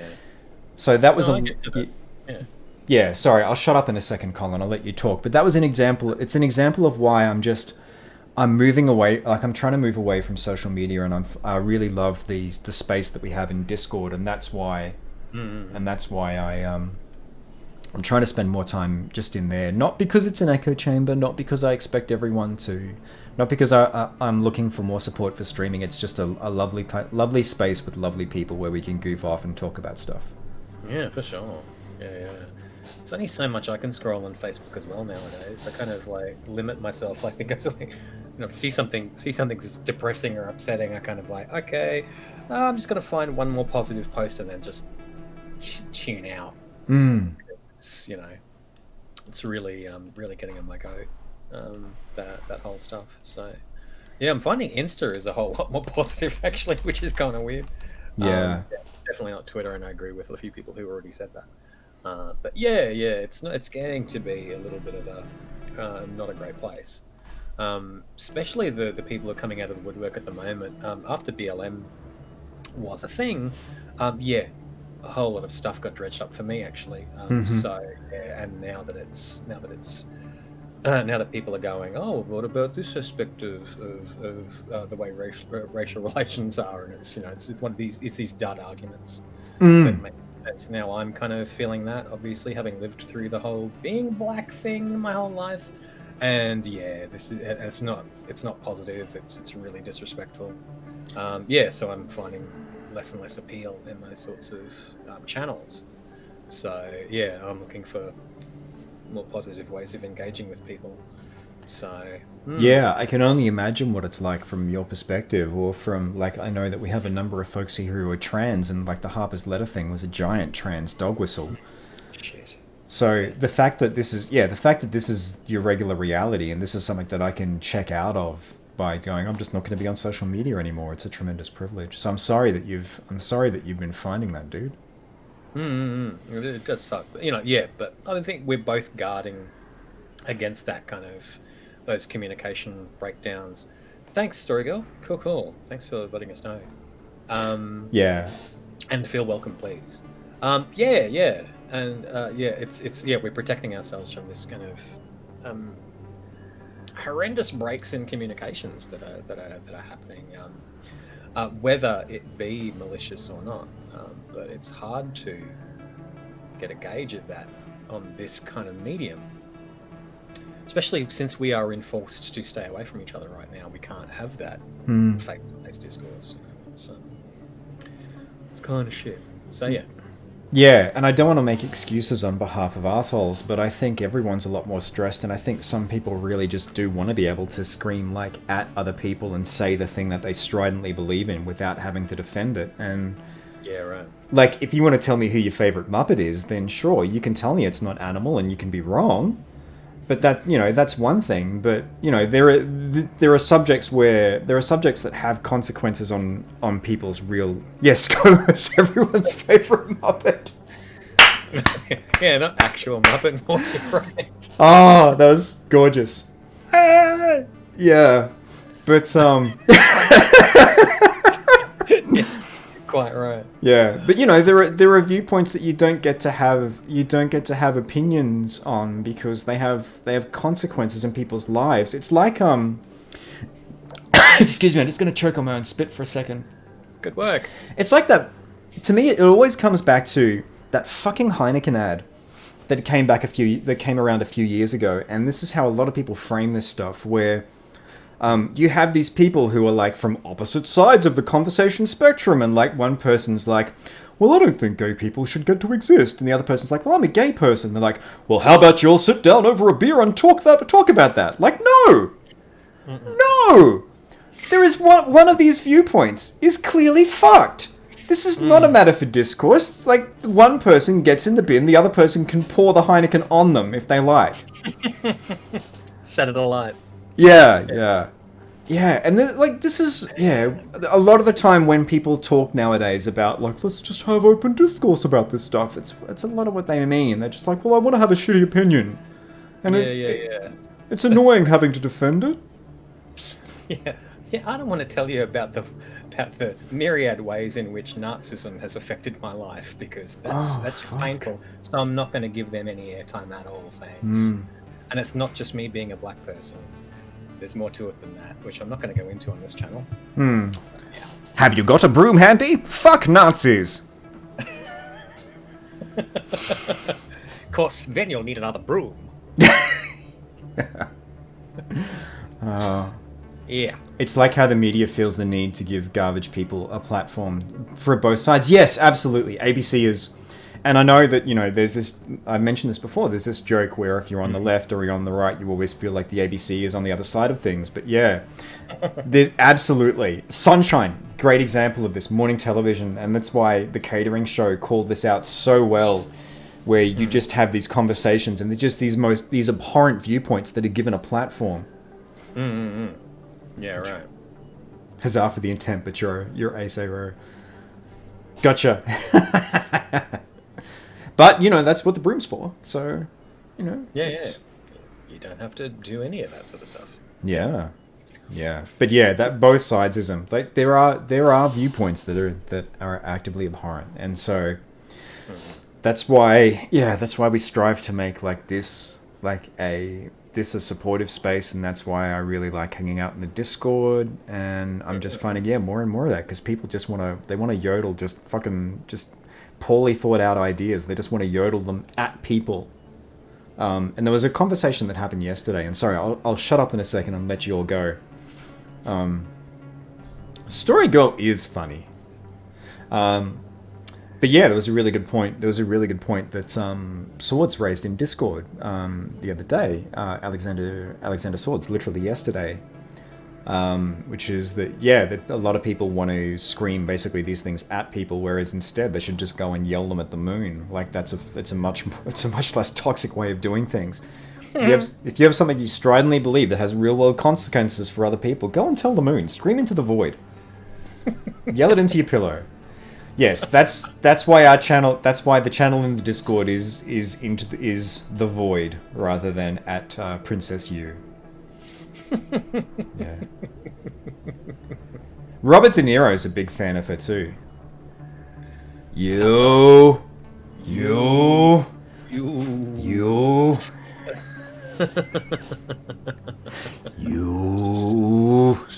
Nice. All right. Yeah. Is there anything you'd like to say to close up, Cole? Put a button on this. Safe environment. It's really cool. Really cool. Like the environment. It's engendered here. It's really I love coming back here and just like shooting shit with people like yourselves. Yeah, and we can play this like frigging fantastic game that's also about the advantages of inclusivity and diversity. Thanks very much. Yeah, so it is superb. So Do we play a game? on occasion, we've been known to click the odd mouse button or two. Very on occasion. Yeah. All right, lovely people. Thank you so much for your time here this afternoon, Cole. Thank you so much to everyone who's spent time with us, and thank you for the correction. It's on the Red. It's actually pronounced Yui. It's U-E, U-I. Hey, what are you looking forward to this week, really briefly? I am looking forward to, and not because I'm by any means fatigued about the project, but I'm looking forward to doing the last week of my project, which is all about developing interactive experiences for Alexa, or narrative experiences. If I can remember how to type Alexa. But yeah, I'm wrapping that up this week, and the thing that excites me about that is that means now I'm going to be moving on to starting to create workshop content to pass on the information that I've learned to other people, and starting to commit the majority of my time to developing stuff full time. So I'm making my own stuff, and I was talking with someone about this last night. I was talking with actually Kath, a mutual friend. The funny thing that has done for me, because for those of you who are joining for the first time, like I'm an actor, primarily voice actor, which I share with Cole, which is how we met, from an acting perspective. But I'd found over probably like the last 6 months before getting into the project, the work that I was doing and the gigs that were coming up were still fantastic and things were going well, but that uncertainty can really get to you when it comes to doing the grind on auditions and getting out there and putting yourself in front of people to get work. There's a level of uncertainty for it, but now where I am eliminates that uncertainty completely, because I need to be in tip-top shape from a voiceover perspective, because I need me to work at that level for the stuff that I'm doing, which is great. Like, it means that there's no uncertainty. It's just like I've got two hats. Like game making me is like, Kevin, come on, go do your exercises, Kevin, because we need that voice in tip-top shape. I want to hear that resonance. I want to hear that beautiful timbre. Cool, man. That sounds great. Yeah. How about you? I'm doing final scene and pickups for the short film that I'm working on at the moment. That's on Thursday night, so I'll have another particularly late shoot probably for that. It's a short film called Trapped, and it's going to be released. Actually, I'm not sure when, but I'm going to hit up a few festivals with that, sort of stuff. Geez, I think that's all. Although I got approached by a producer on Friday about doing a show in October, so I think I'm going to get back to him and I'll probably say yes to that one, because it sounds really cool. But I'll give people more information about that as it comes to hand. But it's a play. Oh wow! Exciting. So yeah, I'll know what I'm doing in a few months' time. But yeah. It's with a bunch of really excellent people. So, that's fantastic. Nice. As a reminder to lovely people as well, you can check out more of Colin's awesomeness at his newly launched website, colinwsmith.com.au. Yeah, in real life, Carrie. Yes. Look, hopefully social distancing and lockdown will not be a thing by October, but who knows what this world's going to throw at us, but I'm okay with being around other actors in a working environment as long as it's safe and they've taken precautions to do so, and I have been doing that at shoots over the last few weeks. But I think if things aren't safe with Gen Pop, I probably will just do shows and not attend opening night functions and all sorts of things. I'll probably just like flee straight away instead of kind of being around people. But quite true. Yes. There's actually a romance scene in this one, Gary, yeah. Which I'm not involved in, but I'm involved in a couple of fight scenes in it. So, yeah. Including me having to bear hug somebody, so you're going to have to do that in a kind of safe way. Ah, there you go. Yeah. I wonder if Codsworth actually looked at chat then and went, "Oh, romance, yeah, let's talk about that."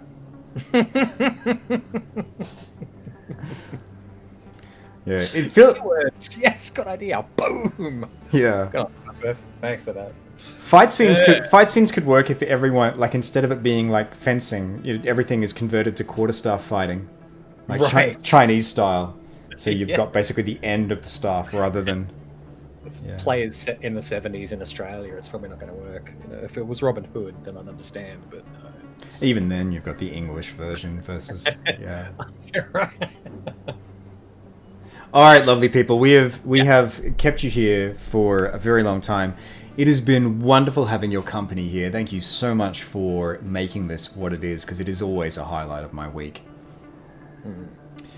I will be back streaming. Sorry, Carl. I keep stepping on you. It's so good. You the best. You. UA. UA. Yeah, so we'll see you next week. And you've got some other streams going on during the week, and yeah, I'll be back. I'll be back Wednesday night playing more Control. We are getting to the pointy end of the main game before we start going into the DLC and loving the heck out of that game. So yeah, we're back then. So good. Yeah. All right, lovely people. Stay well and stay safe. See you soon. Thanks for watching. Be sure to like, subscribe, check out some of our other videos, and for live content, come join me on Twitch.